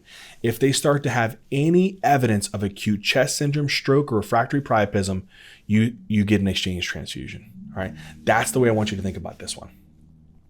Now, with autoimmune hemolytic anemia, again, it's an autoantibody process, so some type of immunosuppression would be great. Funny enough, since cold autoimmune hemolytic anemia is really, really rare, we just try to avoid cold. That's usually the first line in these patients. But folate's also really good, especially if it's chronic. Again, folate's good with chronic hemolysis. But if a patient has warm autoimmune hemolytic anemia, we try to immunosuppress them. So we try to suppress that autoantibody production, the IgG antibodies, against the red blood cells. So corticosteroids are going to be the best case scenario here. But if the corticosteroids aren't enough and the patient continues to have extravascular hemolysis, we may reach for something like rituximab. All right, so that may be the next drug. Now, again, where is a lot of this hemolysis occurring with autoimmune hemolytic anemia? It's occurring in the spleen. So what will be the last line that we would do if there's refractory hemolysis, not responding to steroids, not responding to rituximab? I'd cut out the spleen, all right? So splenectomy would essentially remove the source of hemolysis. We come to the last type of hemolytic anemia, which is our MAHA. And this one, it's all about knowing which type you have. So in disseminated intravascular coagulation, it's all supportive care. So for example, in DIC, if they have anemia, pack red cells. If they have thrombocytopenia to a certain degree, platelet transfusion. If they have a INR that's like greater than 1.6, FFP. If they have fibrinogen less than 100, cryoprecipitate. Hemolytic uremic syndrome. And this one, if they have severe renal failure and they're having complications from that, dialysis. HELP syndrome. We deliver the baby, right? Especially in a preeclamptic patient. And then TTP, this is the most high yield one. You get PLEX, plasma exchange. The plasma exchange process here is basically you're going to take the patient's blood and remove out those antibodies that are being directed against ADAM-TS13 and then give them back normal plasma without all of this type of process, all of these kinds of like antibodies. So you're giving them plasma and then removing the plasma that contains the von Willebrand factor multimers and removing the ADAM-TS13 autoantibodies. All right, my friends, that will cover anemia, the normocytic anemia. I know this was a monster. I hope it made sense. I hope that you guys really did enjoy it and learn a lot. Love you. Thank you. And as always, until next time.